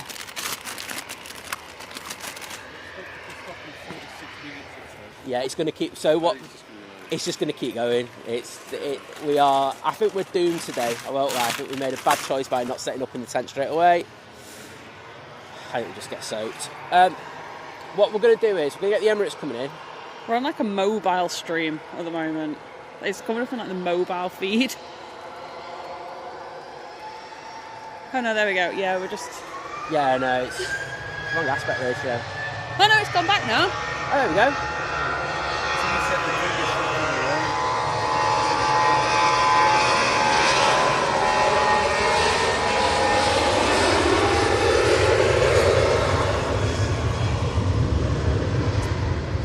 I think it's YouTube again not understanding the aspect ratio. There's literally no reason why that shouldn't have gone straight back into that. But hey ho. Right, we do have a very special guest here today. We're going to get him on. He's going to do a pan as well. We're going to see whether he can translate the skills that he's got over to panning and being a panning legend. But there you go. 1 second. Take that out. KLM E2 just touching down.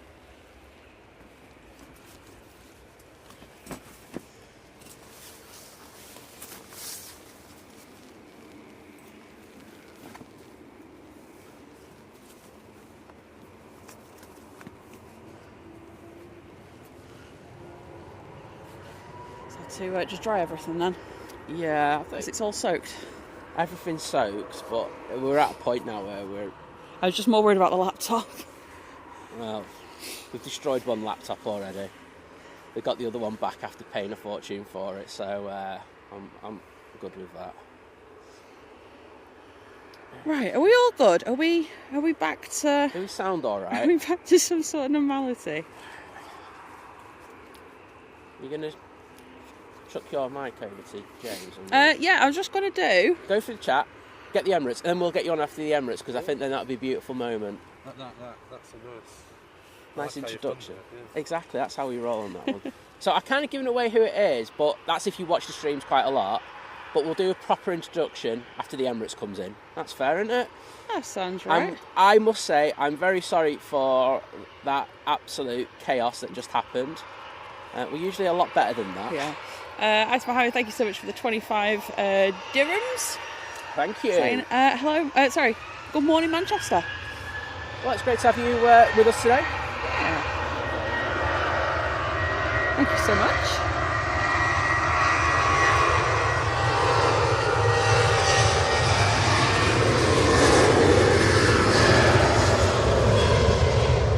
And Paul H, remember for 14 months. 14-month crew. Saying best channel ever. Well, I'm not sure the last 10 minutes can I don't really... think the last 10 minutes prove that at all. I think we're probably saying we're probably the worst channel ever after the last 10 minutes, mate. So, but thank you for your amazing support and yeah, hope thank you're you doing so well. much. There's Ryanair arriving. Yeah. And then it's a certain beast from the east.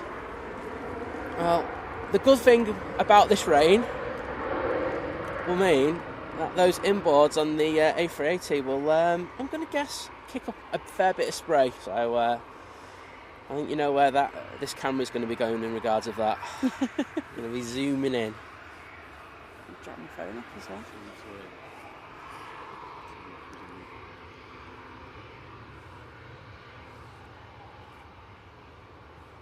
That was stressful.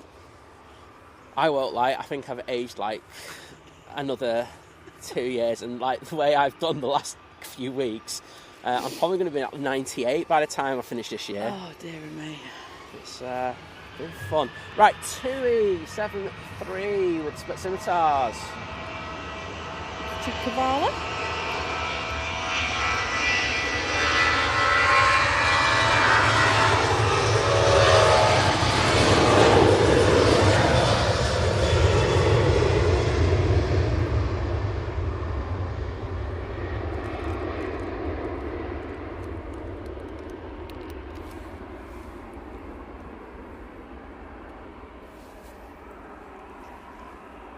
Come on, rotate. No. Thanks for that. Bush cam. Would you like to do it on an EasyJet? Because, you know, like, you got enough... For old time's sake. For old time's sake. Well, it's nearly Emirates. Oh, the Emirates is Oh, it's the Emirates. Oh. I'll do the Emirates if that's... Yeah, I'll let you... I don't want to mess that one up. There we go. I've already messed one. Oh dear, gonna have a bit of a laugh in a minute, I'll tell you. Anyway, mighty Emirates A380, aka the beast from the east, coming in. We're gonna forget that it's an EasyJet. Hopefully it gets out of the way, to be honest.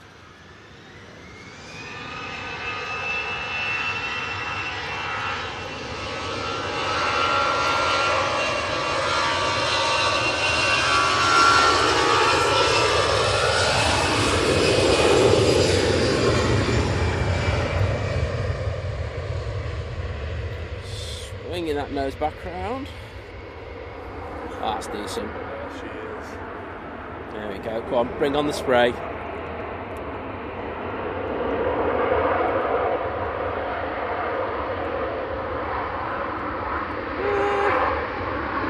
Average.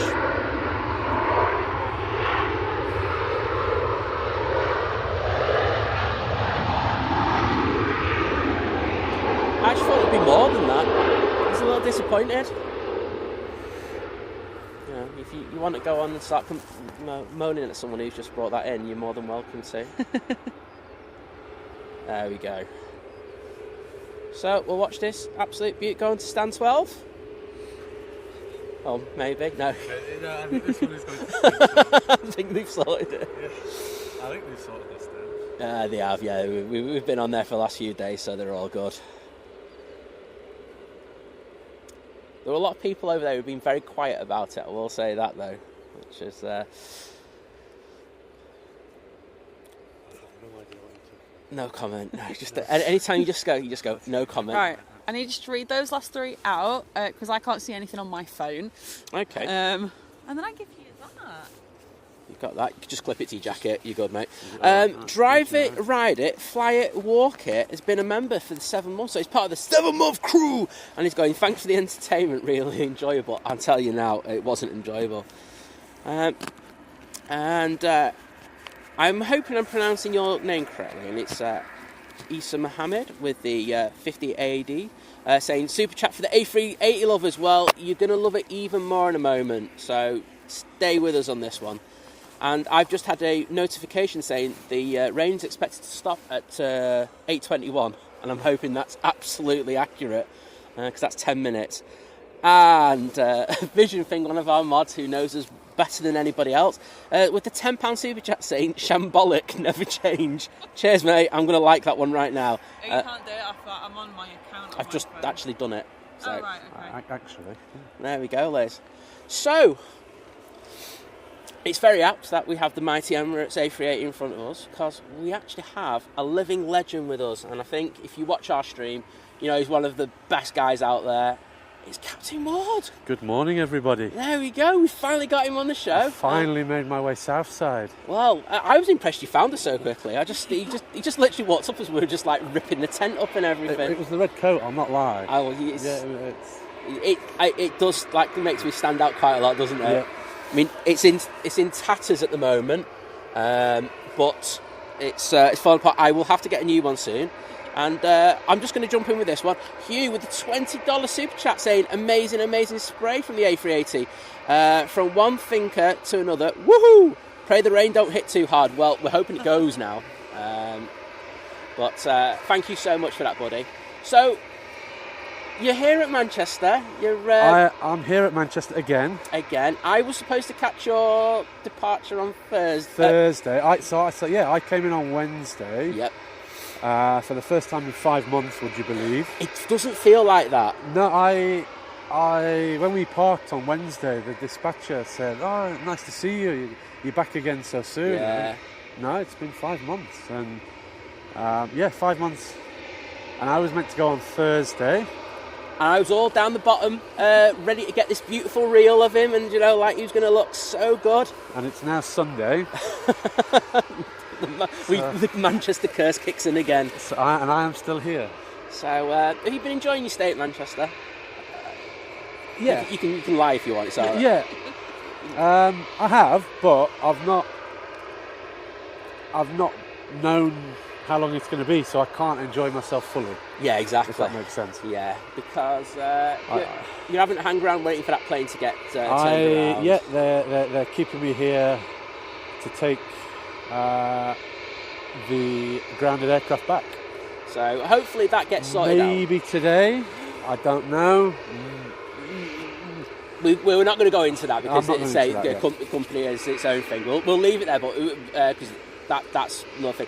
But what we're going to do is we'll have a chat with you about how you got into aviation, if that's all right. Yeah. Because you've flown EasyJet previously, and then on to Emirates. And then into Emirates, and then you've actually progressed all the way through. All the way through. And he's captain, and we remember when we got his first flight over here after that, was like one of the best moments. And that is still my, on my work iPad, that's still the background. Is it? Yeah. It's brilliant, that. So it's always good, because I remember like one of the times you actually met one of our mods, Esther, didn't you? I met Esther. She came up to stand 12. She did. And I had a really good chat with her. Yeah, she actually came out on Friday to see us. We hadn't seen her in ages. It's nice to meet everybody. Exactly, and everything. And yourself and Liz for the first time. Well, it is. It's been waved.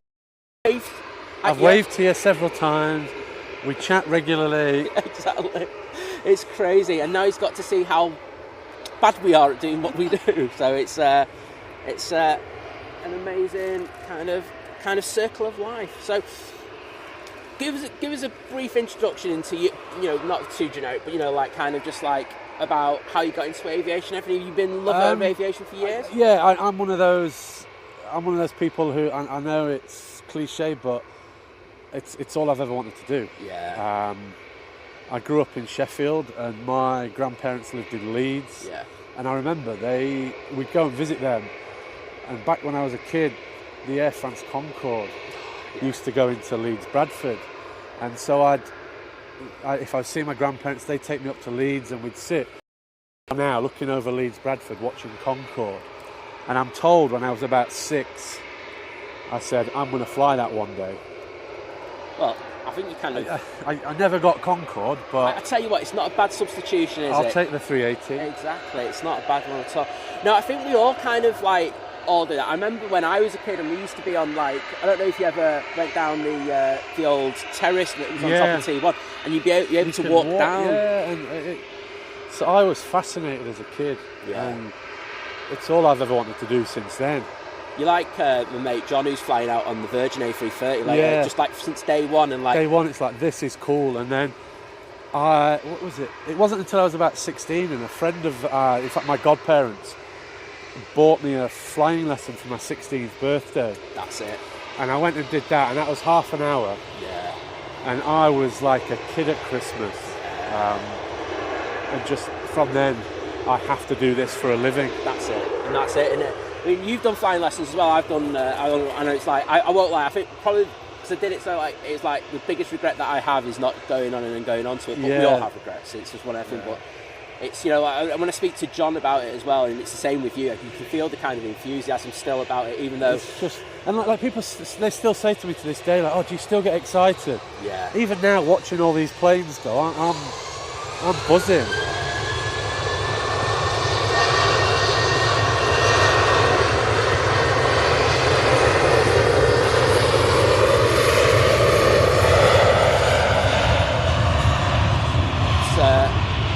It's a thing of a lifetime, isn't it? And the thing that I always get amazed with in regards to aviation is the family kind of vibes. I don't think there's any other job like it. Like, there's people so connected and it's so interconnected. They are, and it's such a big industry. Yeah. But when you're in it, you realise how small it is, a family. And, yeah. I remember I was down in, where was I? Auckland. Yeah. And we were walking through Auckland Airport, and then I saw one of the cabin crew that I used to work with at EasyJet, and she's walking through Auckland. What are you doing? Like, on the other side of the world, and it's a family that I don't know how you describe it. It's something else. One sec. Bit short speed, and we're all good. Yeah, I mean, Garv, who I know, he was over. Oh God, where was he? And he picked up someone who hadn't worked in for like 10, 15 years, and it's bonkers. Yeah, you just don't kind of get that anywhere else. So, like, how, you're based over in Dubai. Based in Dubai now. We've been there for coming up to 8 years. You went through the hard times of COVID. Went through the hard times, so the aviation industry suffered. Yeah. Globally. Emirates and Dubai were no different. Myself, I was on 12 months unpaid leave. And I'm not going to lie, it was difficult. But you persevered, this is the thing, isn't it? So many people in the aviation industry, especially in the UK, put on furlough, didn't know what to do. And that's it, and it's as I said, we are a family, we've all been through it. We've gone through so much training, and I know everybody in the business has put in so much hard work to get there that to have it just taken away like that was heartbreaking. It was painful. Especially in the A380 fleets, because there was a couple of captains I was aware because we both shot Fujifilm. Yeah. You were Fuji, weren't you? Yeah, I was Team Fuji, mate. Yeah. I still love my Fuji XT2. Still got that. Hashtag Team Canon. Hashtag Team Sony. What you call it? But the A380 pilots were particularly decimated, weren't you? The 777s, we still had them at Manchester. And they that's really the thing, went. you look at the 380. It's a magnificent aeroplane. Yeah. But if you're going through times like COVID, you just can't. If you've got other fleets available, they couldn't justify it. They couldn't justify it. No, they couldn't. Just a Ryanair. Oh, that was an anticlimax, Liz. Sorry. Lizzie's like going, go down to the bottom. It's a Ryanair. We do love Ryanair. It's just a Ryanair. What do you call it? I have to show solidarity to Ryanair because I'm one of 90 people who they follow on Instagram. That's my claim to fame. They only follow 90. It's like 90. It's like 90 or 100, isn't it, Liz? At any one time. To be honest. And you're one of them. I'm still on that list, and I don't know how the hell I am, and I just love it. Well, the only reason I didn't work for Ryanair was because EasyJet offered me a job the day before, so I took the first job that came my way. I've got 83 people. There you go, 83 people, and I am one of them. There you go. That's my claim to fame for the week, anyway.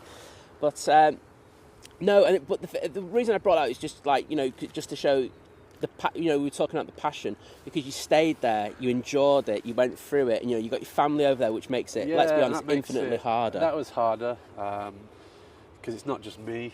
You've then got partners, husbands, wives, kids. Yeah, you've got to, and people had to. They moved the whole family across the world.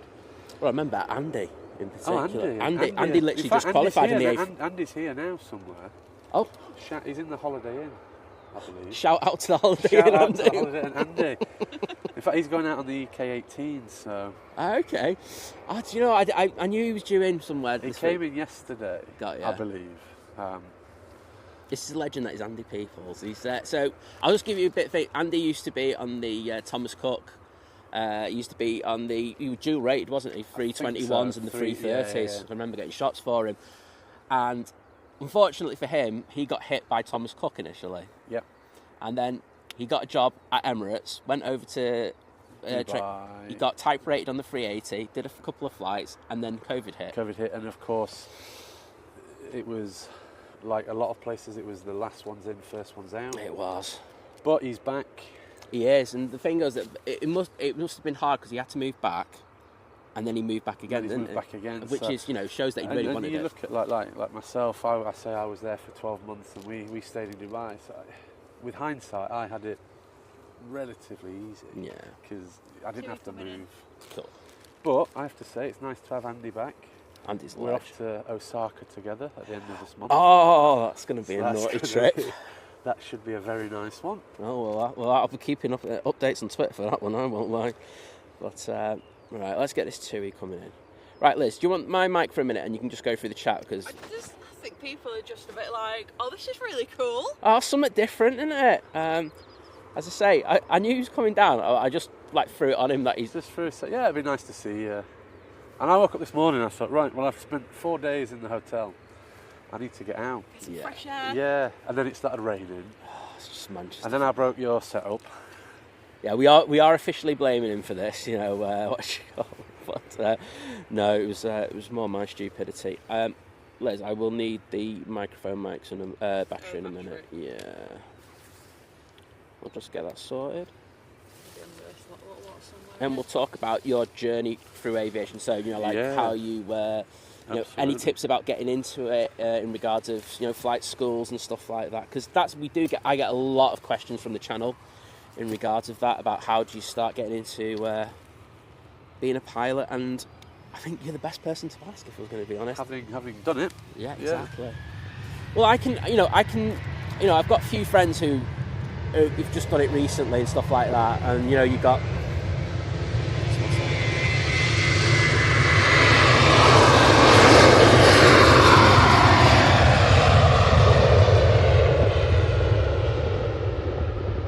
different ways of doing it, and you've got modular and There's modular, there's integrated, That's and right. There's military. Yeah, there's several ways to do it. Yeah. So how did you go about getting it? So as I said, I did this flying lesson when I was 16 and thought, this is really cool. And as I mentioned, my grandparents grew up in Leeds. I remember whilst I was applying or thinking about university, it was my grandma who rang me up and she said, oh, I've just seen on our local news, Leeds University are offering a course where you can get a degree and you can become a pilot as well. And bonus? Well, right, sign me up for that. So that's what I did. I applied to Leeds and I got in there. And 3-year degree. The bonus for me was that as part of that you did your private licence. Yes.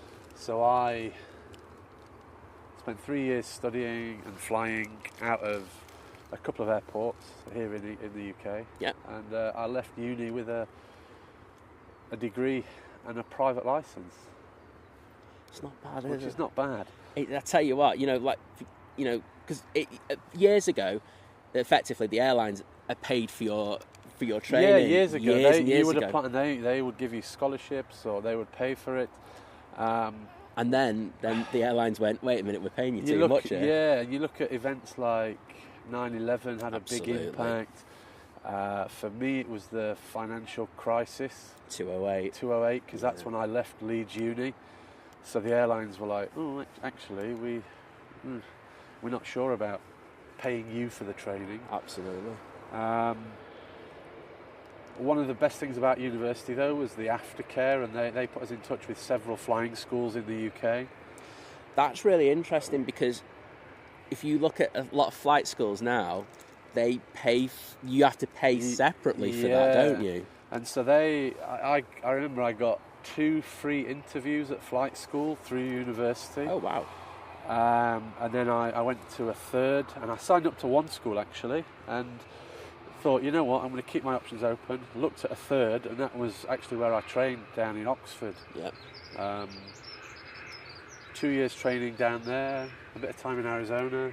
I know where you were. Yeah. Oh, that was decent. Unbelievable. That was so much fun. Because there's two kind of thoughts on that one. There's you got Arizona, or there's a lot go to New Zealand now, don't they? And the big ones when I came, and I think still the same. I need to look into it, but it was either Arizona or New Zealand. Yeah. And I just happened to choose Arizona, or Oxford, which sent me to Arizona. Yep. And then we were there. Well, I was there for 2 years, and I left Oxford with all the ratings and licenses that you need to apply for that first job. I'm just going to grab this one, because if we don't, we got one of our mods. We call him Magic Mike. And we always miss the Ethiopian because we're rubbish, as you know now. Well, there's the Ethiopian. I can vouch that is the Ethiopian. It's the A350, so we're getting this one for Magic. Sorry, Ryanair, you're just getting snubbed.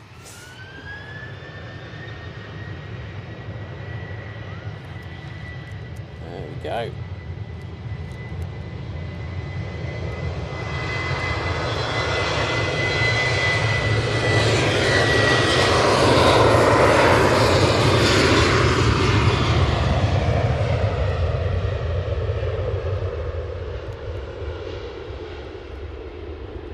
Unless it's the A350, you barely hear it.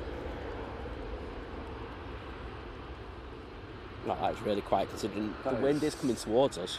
It is actually blowing it this way. Yeah, it's really quiet. So go on. So that was what I did. I did my license in Oxford, a bit in Arizona, back to Oxford, and then it was just after the 2008 financial crash, and jobs were scarce, so I applied literally everywhere. In the UK, in the Middle East, in Europe.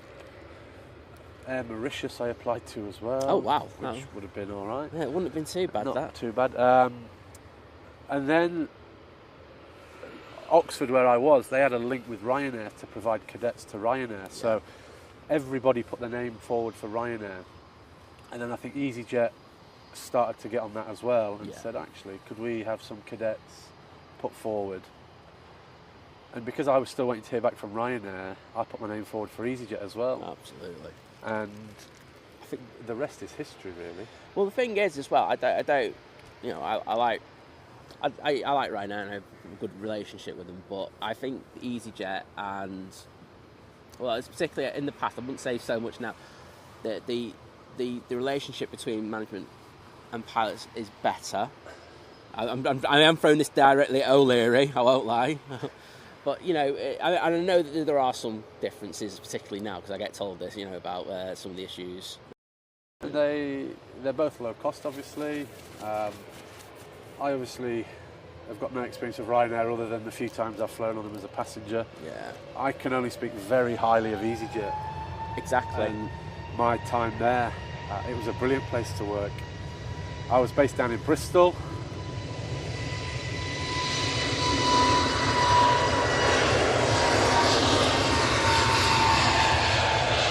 Bit of Nigel-ness for you. I am gutted I never flew the Neo. It's, we do like Nigel on the channel. We've got a few of their pilots who see the streams and then hear that we call them Nigel all the time and get in contact with us for a bit of bants. I'm just like, all for that. Yeah, you're welcome, Nigel. No, so I mean, I had a very good time at EasyJet. I loved working there. It was a really good company to work for. Well, the thing is, I kind of missed the way I went around. It wasn't particularly great there. The thing that I always get from people who've worked at EasyJet is when they leave EasyJet, they'll miss it. Yeah. And that's like near enough everybody. Now I can't speak for everyone, but I don't probably get that with people who I know who've worked at Ryanair. And that is true for me. I left EasyJet not because I wanted to leave or not because I was unhappy or didn't like it. I had the opportunity to apply for Emirates. But that's a career progression, isn't it? And because I was EasyJet on the 320, I knew that it was most likely going to be the 380. Yeah. And that was just, for me, was incredible. That opportunity to fly the 380. You're not going to say no. I know you got a mutual friend who flies the 777 over there, and he's obsessed about the 777. He's one of the first people I ever took. He actually is the first person I ever took a pilot photo for. I know he's not a fan of the A380. There's a bit. I'm not lying. There's a bit of banter. There's friendly banter. A little bit of banter. A little bit. Between the two fleets that we've got. It's fun. I've been exposed to that, and it is hilarious in regards of that. So how long were you at Bristol for with EasyJet? I was in Bristol I was down there for 6 years. Yeah. So you know. Fair old time, wasn't it? Fair old time. I was coming up for command at EasyJet. I was about to say. And we took the decision to, because command at EasyJet, because of the basing structure, it's likely that you get sent to Gatwick to begin with. Okay. For an initial period of time, 6 months, a year, I don't know. But Bristol was one of those bases that was really popular, so there was no actual guarantee of when I would get back to Bristol. We didn't want to live in London. Dominic was 2 when I left for Emirates. Yeah. So we had a young child, we didn't want to move to London.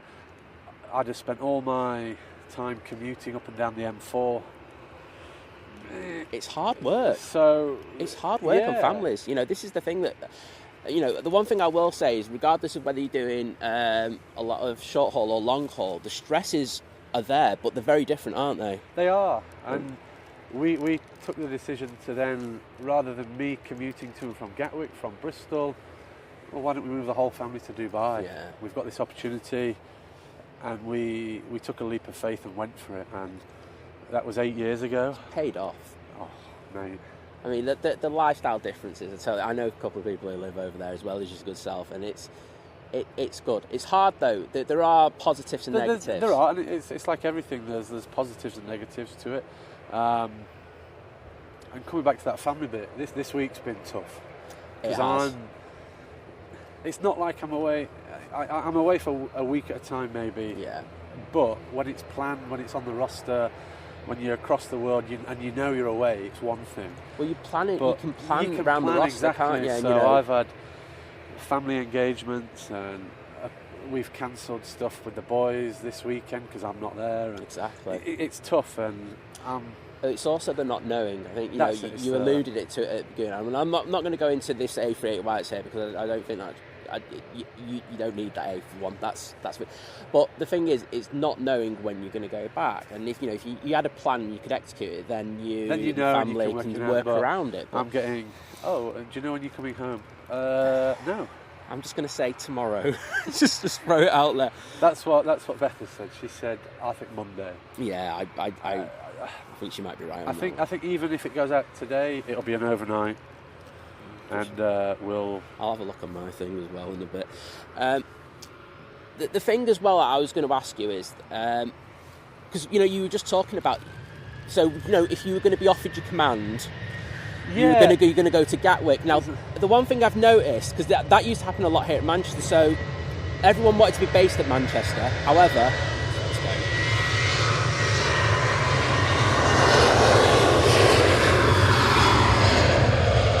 particularly the FOs who were starting out their career, you'd never get a Manchester straight away. You'd always be based in either Belfast or Paris. Yeah. That was. And it's the same with command now. Whereas you just rightly said that you probably have to go to Gatwick for a short while. I think a lot of the pilots who start their command, they actually stay at Manchester now. And there's been huge changes. There has been a huge change. So I think if I'd have stayed at EasyJet and done my command a few years later, there'd have been a good chance I'd have got back to Bristol fairly quickly, which would have obviously changed things. And I remember at the time thinking, I left. Wave to these group of runners. Yeah, you always got to do the waves. Well, I'm used to waving on the south side. Exactly. So, it's natural to me. Exactly. RVP or south side, you're good for it. And I remember thinking at the time, I left EasyJet when I was 30 to join Emirates. And at the time, I remember thinking, well, I've just given up a command, possibly I could, and then all my friends and colleagues started getting their command, and I thought, well, have I missed command on the 320?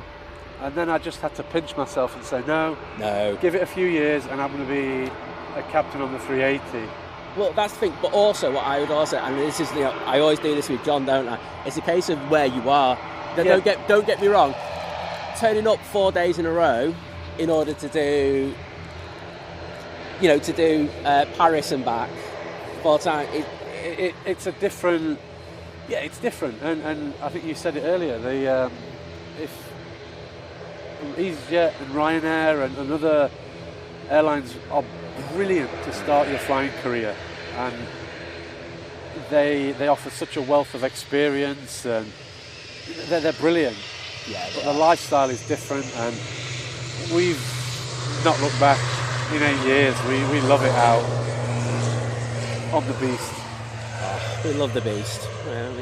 It is. Liz, have you got anything to say? Cause I was going to say thank you. Go on, take the mic. Thank you, Chris, for gifting a membership. Thank you for that, buddy. Really do appreciate that. No, just, Okay, I'm not going to put my iPad in a puddle. So, one question that we had was, what's it like landing on a windy day? Oh, well, yeah. You get windy days in Manchester? We get the occasional You get the occasional one. It's like any other day, really. You concentrate. The stronger the wind, the more you're concentrating. But it's something we train for. There's always, I mean, you can feel today that there's always wind, so you're always thinking about it. We're obviously trained up to a limit, and the aircraft is certified up to a limit. The closer you get to that, the more you have to concentrate. Hashtag sporty. Yeah, sporty. But I joke as well and say when the wind is strong and you've got to concentrate more, you often get a much better landing out of it than on a calm, clear day. Sorry, I'm just going to nick the mic for a sec. I'll give you that. We do notice that, like the days where there's probably just like a little 5-knot crosswind, that seems to do the pilots a lot more than when you've got like a 15-25. Yeah, and I can only say, I think it's because we're obviously having to concentrate that much harder than when it's a nice calm day. But to be honest, I don't really think about it. It's coming, so and you train for it. That's the thing, isn't it? You know, you do your 6-month sims. Sorry, you do your 6-month sims. You know, you're obviously type rated in the first place. You've got all your hours under the clock and everything. You kind of just grow to do it. And every as you say, every 6 months we're in the sim. Yeah. We're usually practicing max crosswind landings every 6 months. It's part of the job. It's like it is. Yeah. So do you know, like, so you go to work and you do a certain thing, and everyone goes, "Oh, I don't know how you do it." It's the same thing. It's just James. It's just the second nature of doing it in his job, and he has the feels and he does everything, and it's just how it is. And you get a real feel for the aircraft. So you take the autopilot out early enough to get a feel for the airplane, but not too early. You don't want to be thrown around too much, and you get a feel for it, and then, as I say, you concentrate quite a lot. Yeah, well that's it. Well, look, we'll let a couple of people throw a few questions in, and then we'll. He's like going. Yeah, feel free to put questions in. Yeah, Beth would be like, "No, you can talk about it all day." Well, that's it. And I can. Right, well, I'll just let this go past.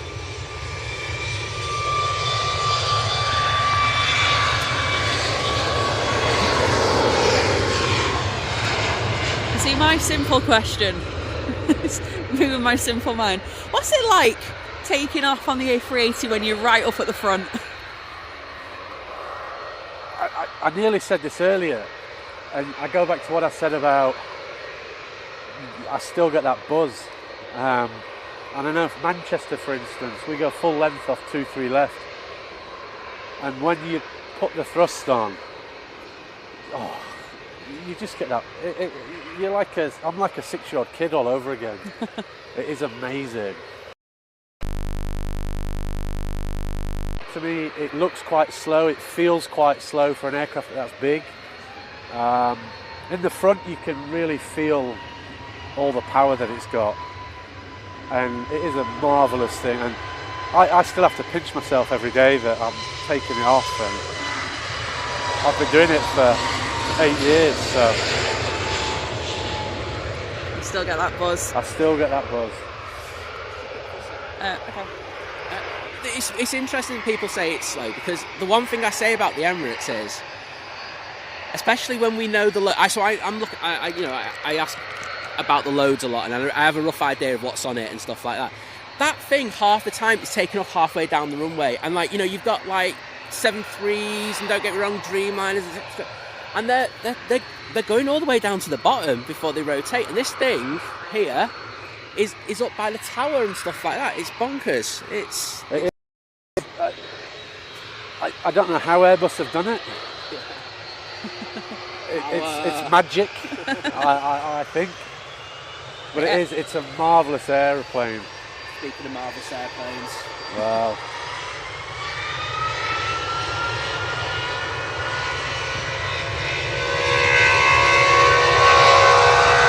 That noise.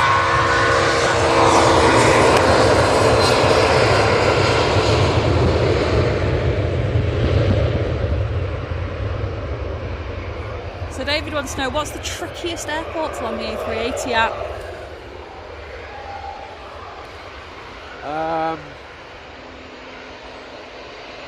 The trickiest airport. See, the thing is, the 380 flies very, very similar to a 320. We've got a lot of brakes. So actually, the landing is.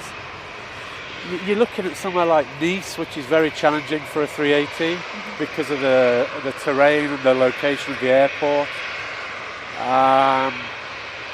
Most of the places it flies are big commercial airports with a straight-in approach. The problem with the 380, I've always said, is never the landing. It's what happens once you're on the ground. And you'll see it from here. The wingspan on it is so much more than anything. And that same for Manchester. Landing in Manchester is easy. It's not the longest runway on our network, but the performance is such that it's okay. But then when you're off the ground, that's the tricky bit with the 380. I like landing in New York, but that's busy and challenging again because it's such a busy place.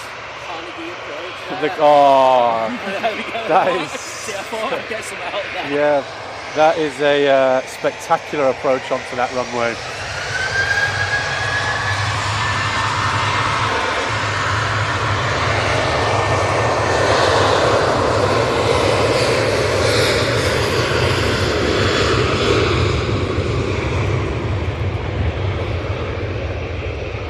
But if you could fly, apart from Concorde, any other aircraft past or present, what would it be? I'm going to have to go. Well, I fly the King of the Skies. I'm going to have to say I'd love to have a go with the Queen of the Skies. It's got to be the Jumbo. Good choice, good choice. Absolutely iconic. And then, was it difficult moving from the right-hand seat to the left-hand seat? Well, that's because I've always said this, and I'll sort of straight away. It's because Boeing is probably not as bad because it's yoke, but with the side stick moving over in the feels. So I have to say, on the Airbus, the biggest thing was exactly that your brain and your muscle memory is all conditioned to fly from the right seat. So I'm flying with my right hand on the joystick, left hand on the thrust levers. I know all the switches overhead, I'm moving with my left hand. The seat controls, I move, and then you move to the left hand seat, and you've got to forget all that muscle memory, and your brain takes a while to adapt to that. And I know the command course, it's thorough, the training was brilliant, and by the end of it you come out of it and it feels natural. But I remember the first few things, and it was little things like moving my seat. I want to move my seat forward. I go to the, oh no, it's not on the left, it's on the right. Oh, where's this switch? Oh no, it's on this side now. So there's a little bit of confusion to begin with. But by the time you've come through the course and you've done the training, and it very quickly feels second nature.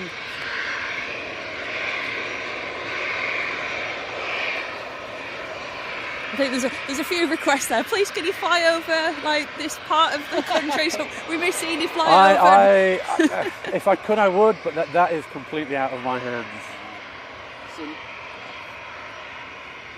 It's the old I fly where I'm told.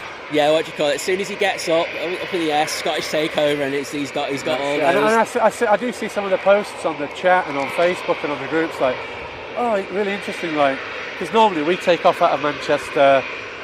We're on a Sonex departure, so we're turning off to the north. We fly over Manchester. I fly over my mum and dad's house. Bonus. So I always have a wave. And then I see when we get A southern departure. we get a southern departure, which is very rare.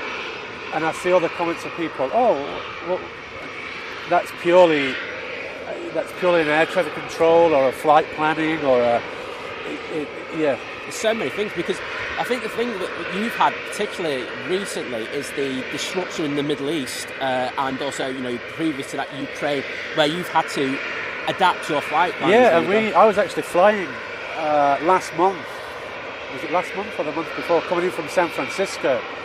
So it's a 16-hour flight home, and we halfway through the flight we get a message saying, look, this was your flight route. We're now going to change that because of tension in certain regions. Absolutely. And we change routes. Geographically, it can be a challenge.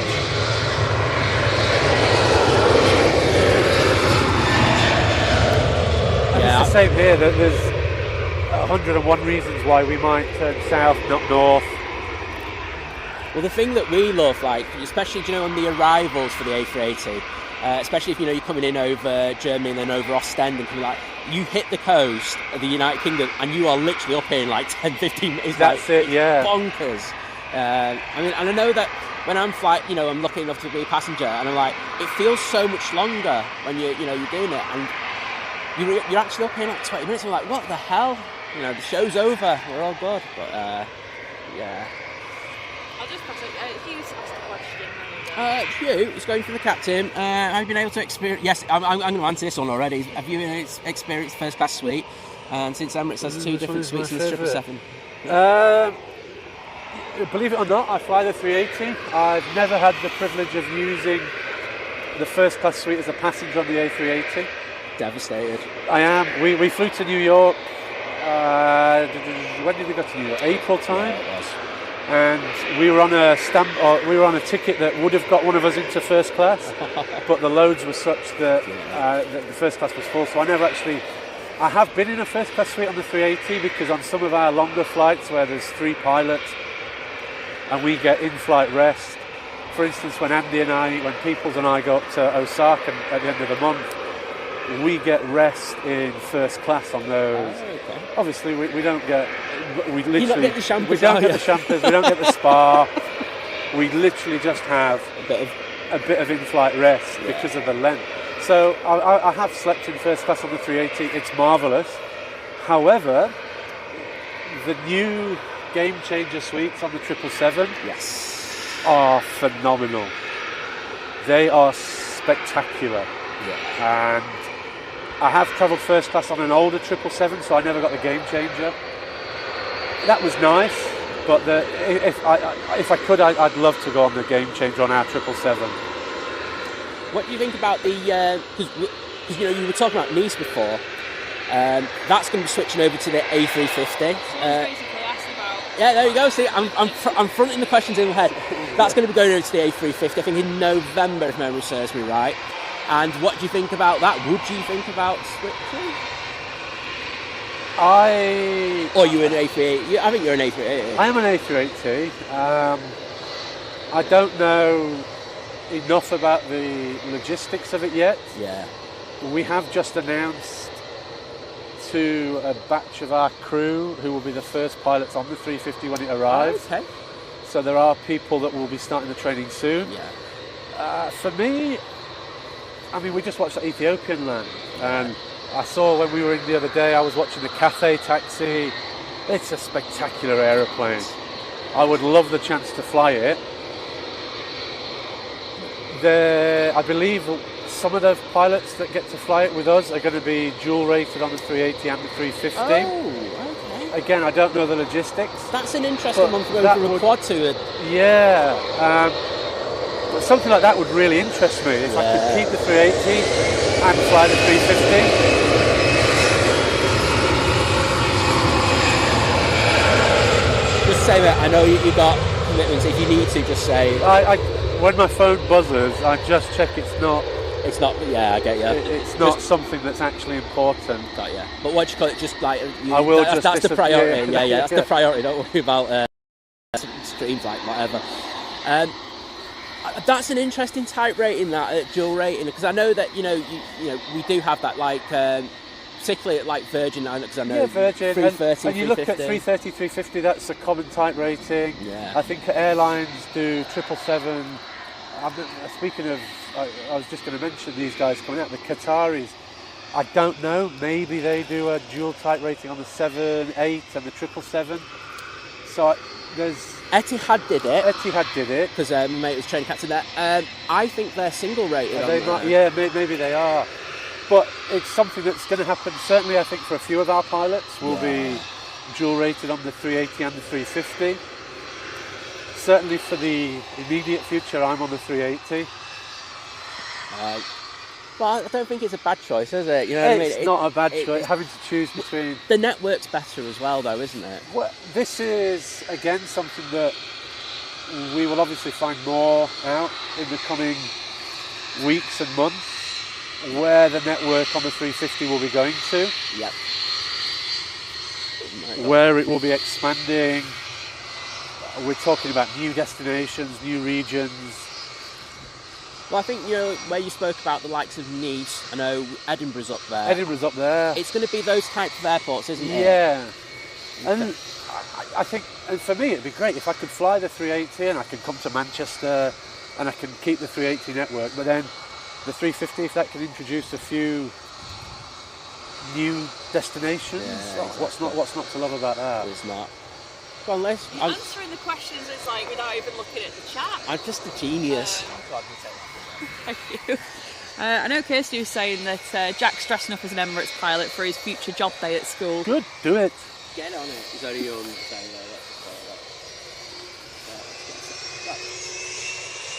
Get the car, and then I'll let you pan one.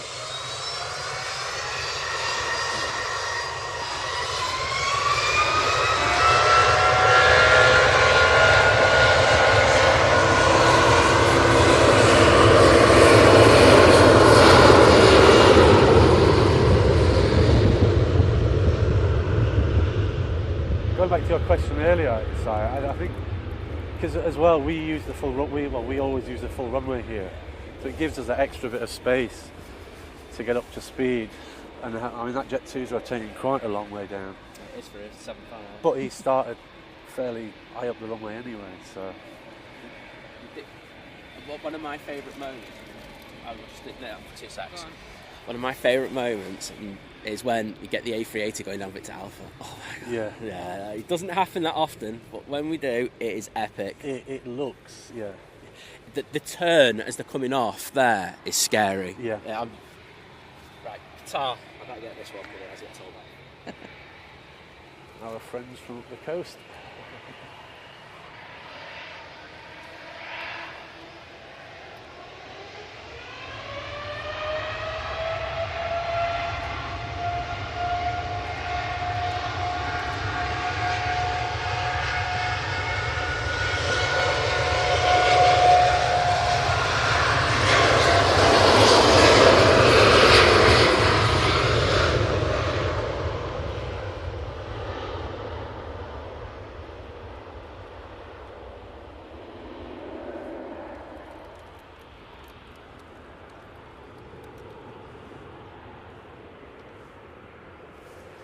So, do you have a favourite destination?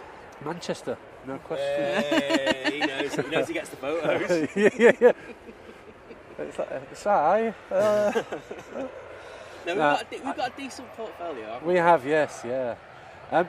You know what? Manchester for me is really nice because it means I can see my family. I can come in and I can do the grocery shop for the. I can get the Greggs. I get the sausages. There we go. I can get a kebab on a night out. See, it's not just me. It's everyone, like, because we have this thing called buy me a kebab, and it's my thing. I am a fat sod. I love a kebab, and it's not just me who loves it. But yeah, you say you get so many things. I mean, you saw your brother yesterday. I saw my brother, and I saw my mum and dad on impromptu because I should have been gone before they arrived. They flew in from Germany, having visited my sister over there. They flew back on Thursday. I would have missed them, so I got to see them for breakfast on Friday. I saw my brother yesterday, and when I can plan Manchester, it's it's brilliant. I get to see friends and family and have that connection with home. Outside of Manchester, my favourite destination, I mean, flying into New York is spectacular. Say LA so you see Kevin on airline videos live. Well, actually, the last time I was in LA, I believe Kev got a shot of me. I sent him a message. I was we like, went off 2.5 instead of 2.4. Yeah. Which I've never done before, and we were in a special livery as well. I think we had was it the Rugby World Cup one? It was. And I flew all the way back from LA, and then somebody said, "Oh, was this you?" Oh, wow, yes. Yeah, he's LA is spectacular, yeah. Oh no, we loved it when we were over there. It's just such a good place for geeking. It is, and you can walk on the tan as well. And they've got a good burger shop next door. Yeah, do decent shakes there. They do decent shakes. No, I do like LA. It's just a very, very long way. Oh, it is. It's for 16 and a half. Right on your limit, isn't Which it? Is, yeah. You know, for what Emirates do. What I was just about to say was, ET Fairways is coming out, and this is the one that had the flaps issue. Yeah. Hopefully, it doesn't take off and go into a hold again. I'm sure the passengers will be hoping that as well. Right, TUI.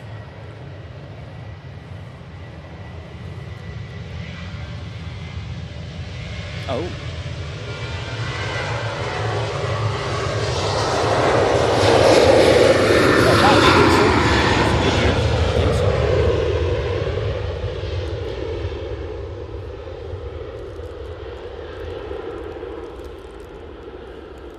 But I just want to ask everyone, just show some love for James coming down, because he's gone out his way massively to come down to say hello today. And I know we were supposed to meet up for a coffee, weren't we? Coffee, and or a kebab.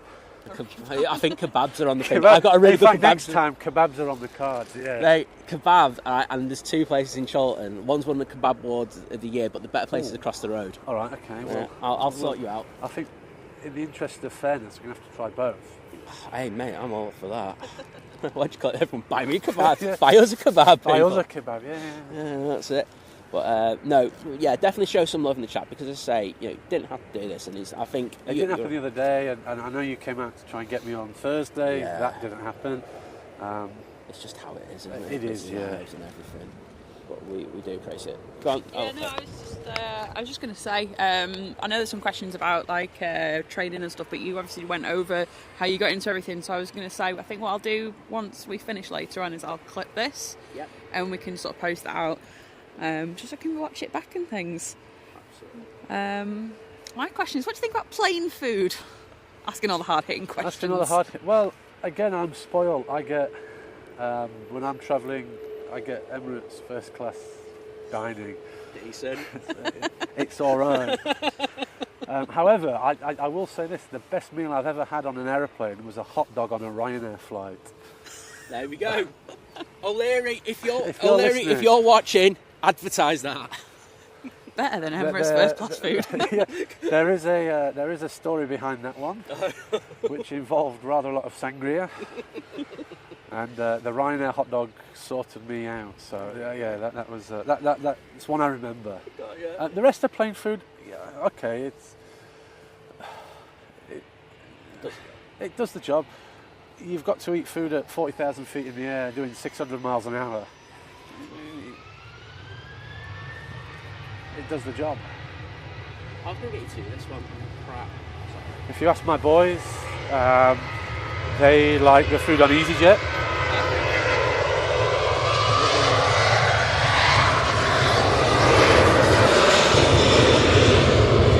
And we flew at the start of May. We actually flew Emirates to Stansted, and then got on the EasyJet Stansted up to Edinburgh.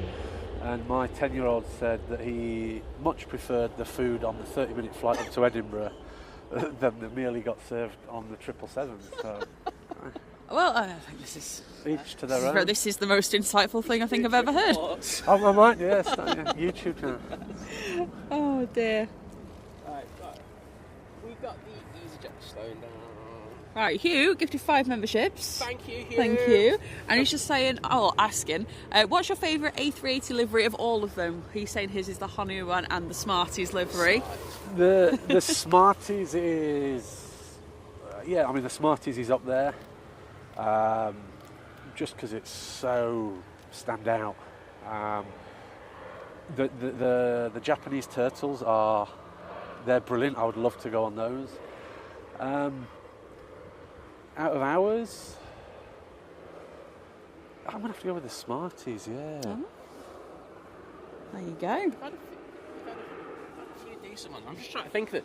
That's what I'm trying to think. Oh no, UNICEF, where they had the elephants and they everything. had the wildlife. Yeah, I love that one. Oh, I remember that one. Yeah. See, there we go. I diverted on that aeroplane.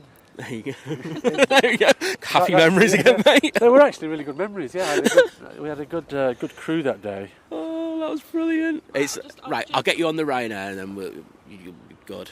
I was going to say, click the mic on, and then you can read Adrian's question, and then Paula sent a super chat as well. Okay, Adrian, where are you? Super. Does Captain often fly the? So he's from the United States. Oh, he's from the United States. So yeah. he's asking, does Captain often fly the JFK 13 left curved approach, aka the Kanazi? And is it still a manual turn, or does the autopilot fly it? So, the answer to the first part is no, we don't fly it very often. And you say he's based in New York? He's close, isn't he? Yeah. So, for us, we usually get, unless the wind is down that way, we will very rarely get that curved approach onto 13 left. I've done it once in my time. It is one of the most incredible approaches in the world. The 380 autopilot will fly most of it, but the low level turn at the end is obviously all done, and I think we have to disconnect by, off the top of my head, about 800 feet at the latest. So all of that fun. It's crazy. Yeah, isn't it? and again, you do that, and you're thinking, "Oh wow, this is incredible." Yeah, it's. I'm going to take this off so when you do your pan. Sorry, I just sprayed that in your face. I apologise. No, don't worry, it's fine. I just cut it so you can get a clear view. Right. This is going to be. I can only apologise now. No, trust me. If people don't give you 10 straight 10s, I'm going to kick off on them. Right, I was just going to do this before. Paula, thank you so much for the amazing £20 super chat saying, thanks for a very interesting, informative stream today. A great way to be passing an otherwise very dull Sunday morning. Well, we agree it would be dull, and we're massively thanking James for his for coming down. It's been absolutely brilliant, absolute living legend. Go on, Liz. I think you're I was going to say you can have a quick look through like what else is there if you want. No, I will.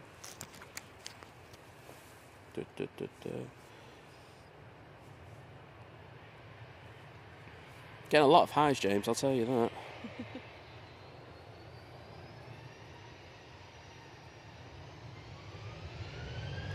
There we go.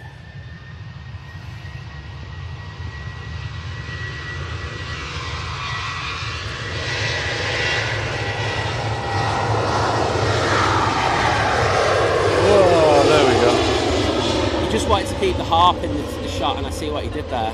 That was purely Genius. advertising. Even I can't do that. Smash it. That was decent, you know.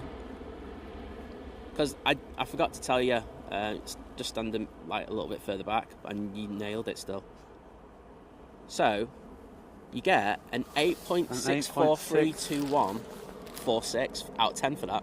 I'll give you that. Go on, people in the chat, let us know what you think that was. Sorry, Ryanair, if I butchered that one. Do good hot dogs though. They do good hot dogs. There is an intermittent glitch with our thing, with our stream at the moment. Oh, I don't know, I've not seen anything. If so, I will reboot it. I don't know. The numbers are all excellent, so it shouldn't be that. Yeah, there's your. There she is. There she is.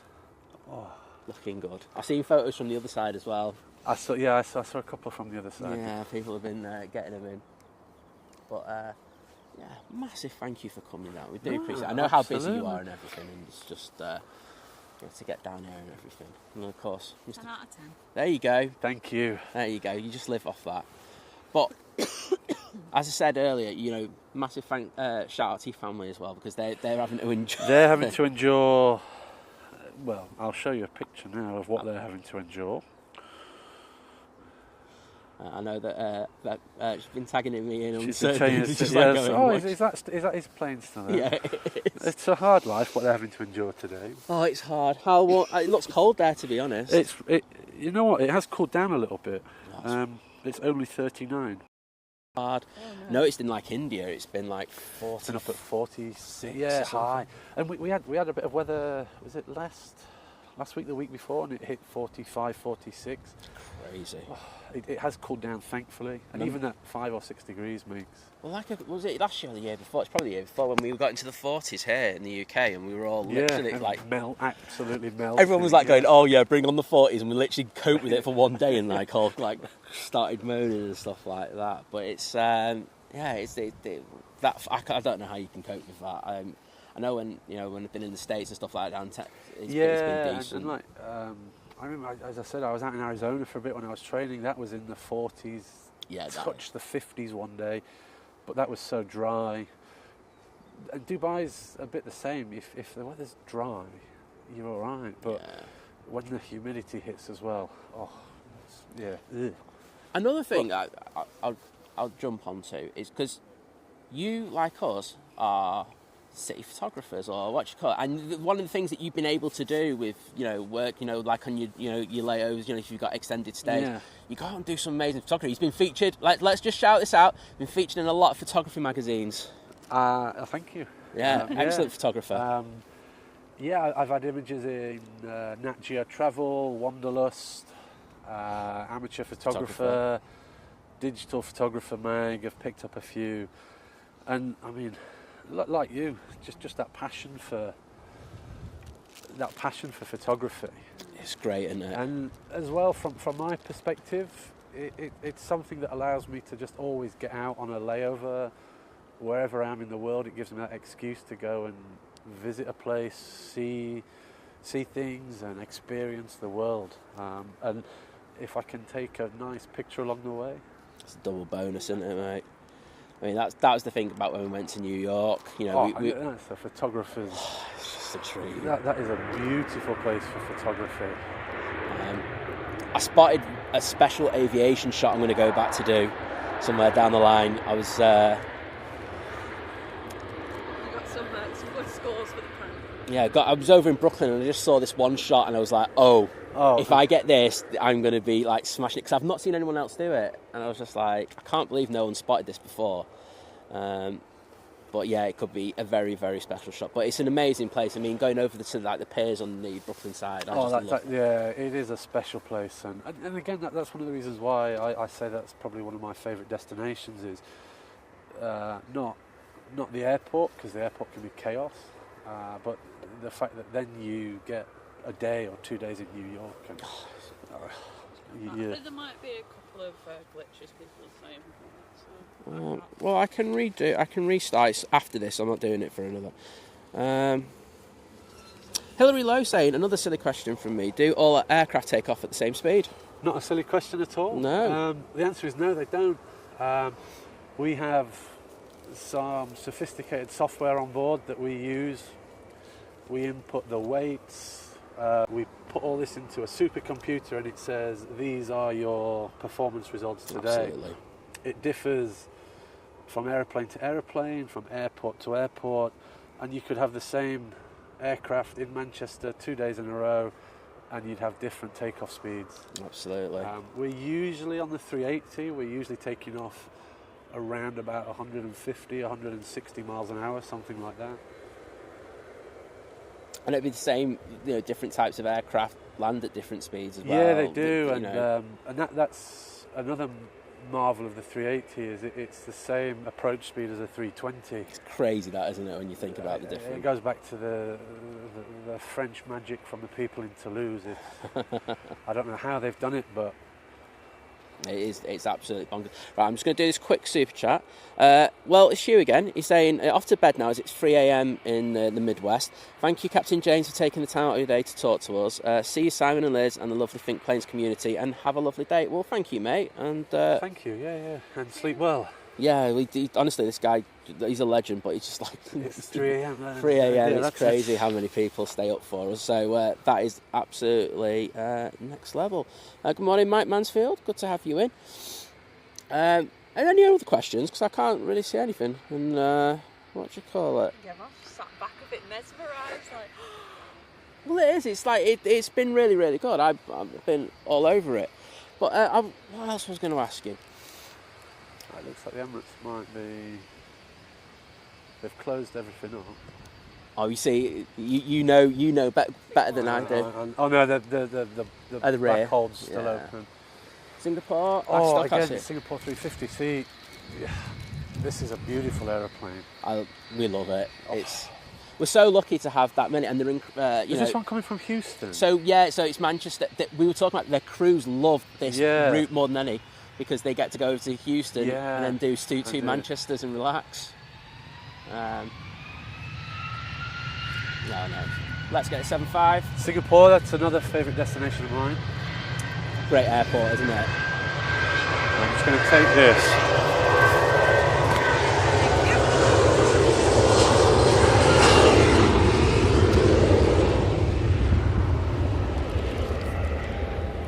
Right. I'm going to jump off this because... Come on, rotate. Rotate 7.5. There we go. Right, come on, let's get on to this. Whoa, tip that left wing down big time there.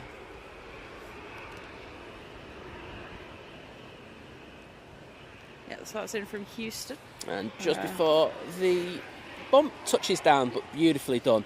Because they got hit hard there. Phone call, sorry, I'm interrupting you.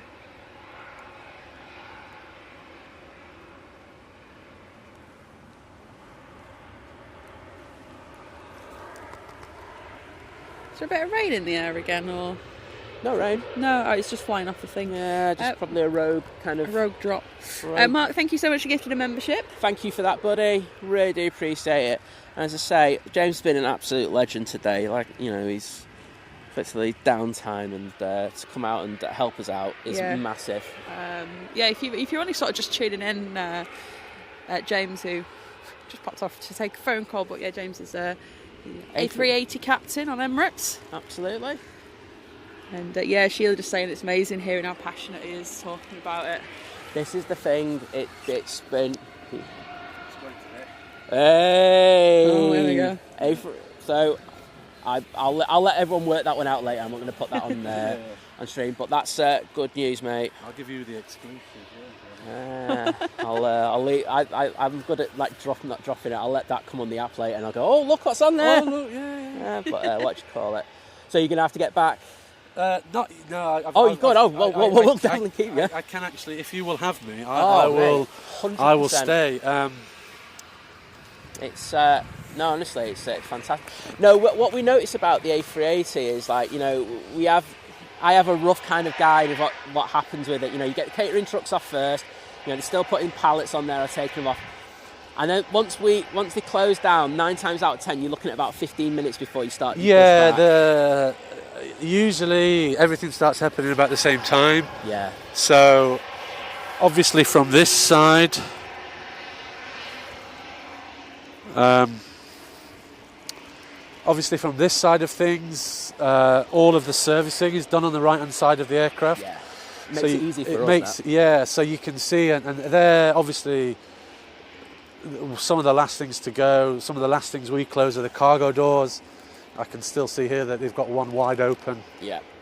2 wide open actually, and that's a good indication of when it's about ready to go. Yeah. So we love the little hatch behind the main one. You know, yeah. So we've got, and you can see it there. We've got the main aft hold. Behind that, there's the small bulk hold. I'll go back onto that in a sec.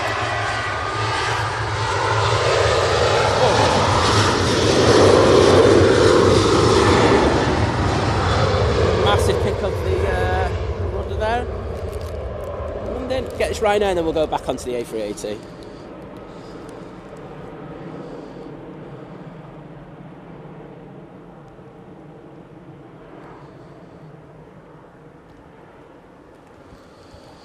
There we go. So let's go back on there. You were just saying. So you got the main. So you got the main. Yeah. This we have got a forward hold, which is right. hidden there by engine number 4. Yeah, it's actually open still. You can see the loader. You can see the loader. Yeah. So they're loading that, and then at the back there you've got our aft hold, And the little hole behind that is that's the bulk hold on the 380. Yeah, it's. Which one is that actually? Uniform. Okay. I mean, so I think we were lucky enough to go airside with Manchester Airport not that long ago, and of course the first thing we did was after we were splitting up, we went straight to the A380. Straight to the 380, yeah. And I've been lucky enough to be airside with it before, but there's just nothing. You look head on with it. It's just this thing that's just like a skyscraper. It is huge, and you can see here it's as big as the airport next to it. Well, it's the tail is enormous. You put it next to a 747, and the 747 looks small.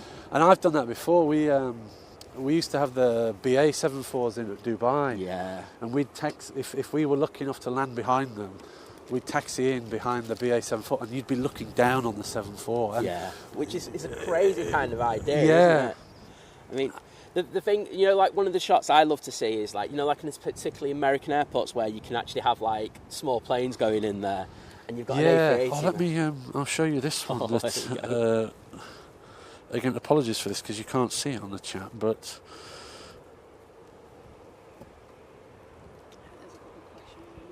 Okay, I'll go through that. I've just seen Mr. Pingu's in there. So Mr. Pingu, he's just like a legend in the chat, and his wife Janet had a kidney transplant last week, so she's recovering. But I'm sure everyone showing some love to Mr. Pingu on that. Yeah, and get well soon. Absolutely. I've got another question for you. I'll let you jump on that. Stuart, what would you please ask Captain, does he ever get an opportunity to fly proper stick and rudder tail draggers? No. But if anybody has a Spitfire... Do you want to just throw it my way? If I could please have a go. Yeah. Something like that. I think everyone's like that, aren't they? Like if like In fact, did I say the 7.4 earlier? Yeah. I'll revise that. I'm going to say a Spitfire. All right, let's get this Logan Air going out. Thanks, Les. There's another question that's on there now, I think. I'm trying to... Oh, here we go. Look, this was...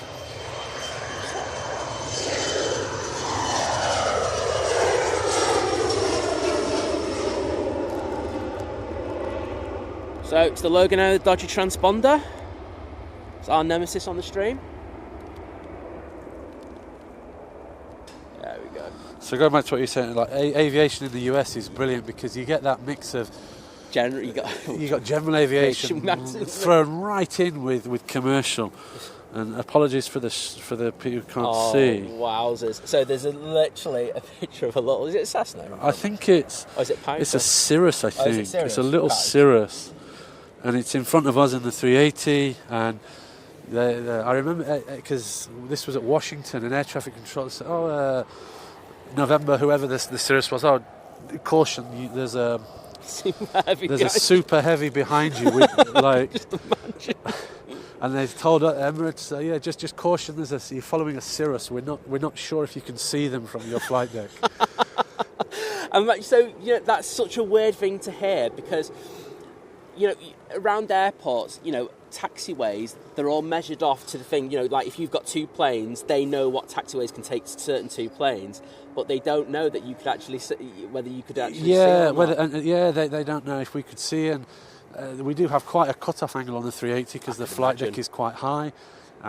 Luckily we stopped fairly short, and it stays like that, especially in the US where you get that. We're following some family and a lot light for a family day, and we're taking a plane load of people across the Atlantic. It's question I've always wanted to know is so I remember the guy, John, who's flying out on the version later. He remembers an experience where he turned onto finals here at Manchester behind the A380 in an A320, and he got absolutely battered by the wake turbulence of it, hammered. You fly into Dubai a hell of a lot, which, let's be honest, is the capital of the A380. It is the 380. How is your A380 behind another one? It can get quite wobbly, let's say, even at the 380s. And Dubai is special because we often have multiple 380s on approach. Yeah. We've got 3 miles between us. Yeah, which is not a lot. It's not. If you get anything like a small quartering tailwind on final approach. The wake just sits there, and even in a 380, I've been thrown around by another 380. That's bonkers, isn't it? Which is why places like Manchester and other airports, if you're a 320, they give them bigger spacing and. Exactly, you have to. You have to, yeah. We've seen it on like certain streams where you've had the 380s going off after one another, and the second one's actually being thrown around. You just get a real wobble and you get a real kick off it. It's even in a 380, it can be quite something to feel. Oh, it's got a special sticker on this one. 1700 EasyJet.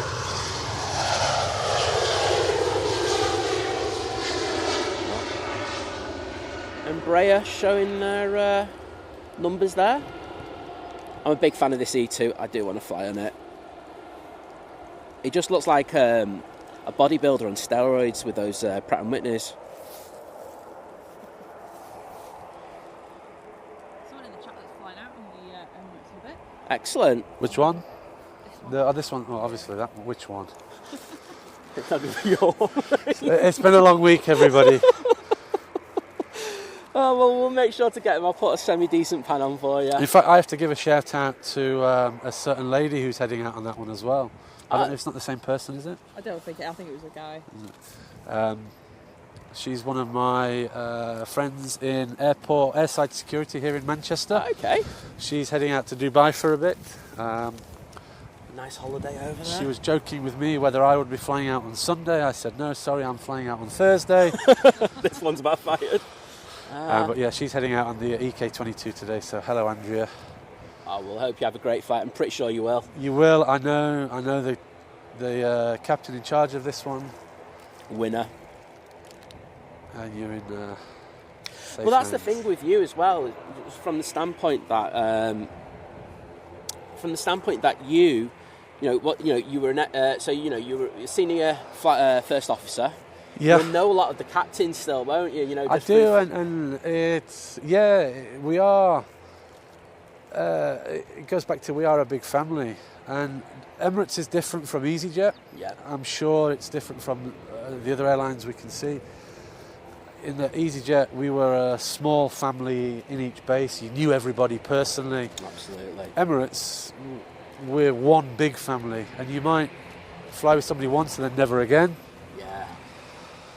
Well, it's really weird that you say that, because we actually have someone who works for EasyJet who's just very kindly put a £10 super chat in. So thank you, Lana, firstly. And she says, hi, Captain James from cabin crew Lana, who's... Hi, cabin crew Lana. There you go. Based it. He's got to go for it. Go on, I'm going to let you go. For it, yeah. He's on the Urini. He wants it again.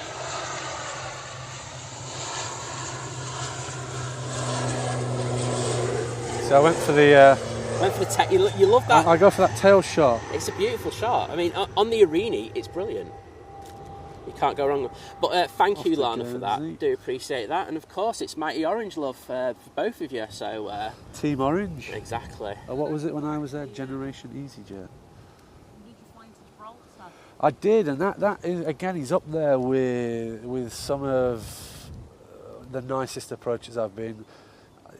I've flown into, and I was lucky at EasyJet. We flew into Gibraltar, where Innsbruck.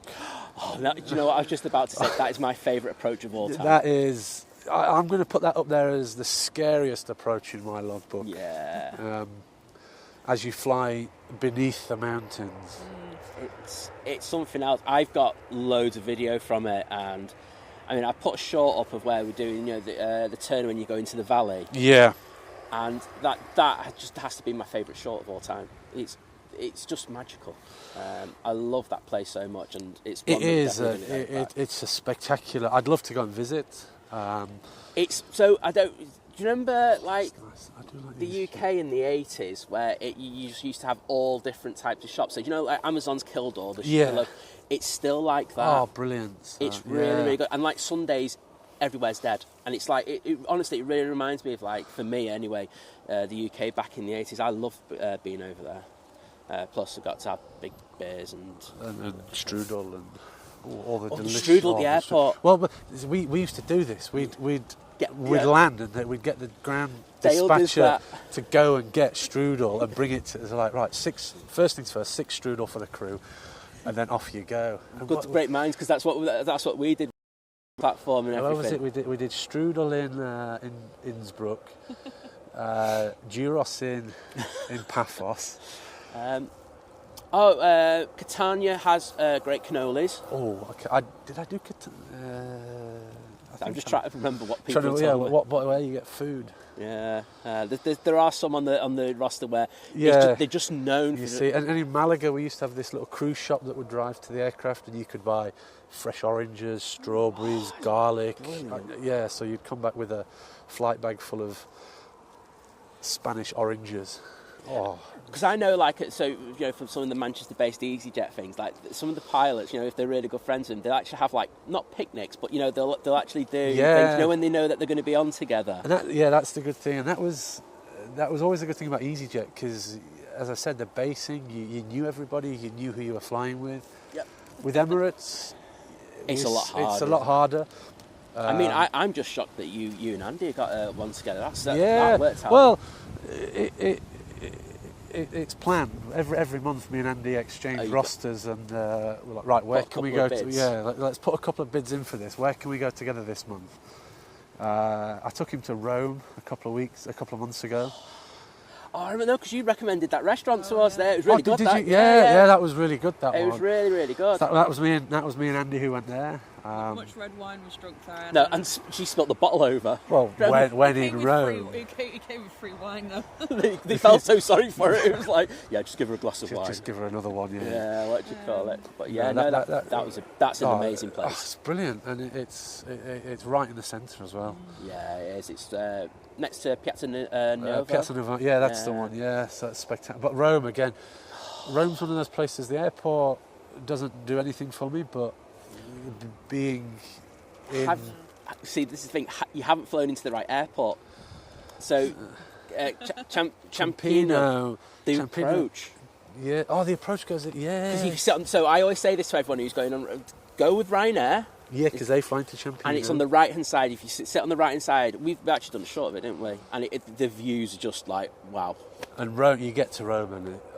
Every corner, Andy was... something there, isn't there? Andy was just like, oh, this is amazing. We turn a corner, oh, man, this is amazing.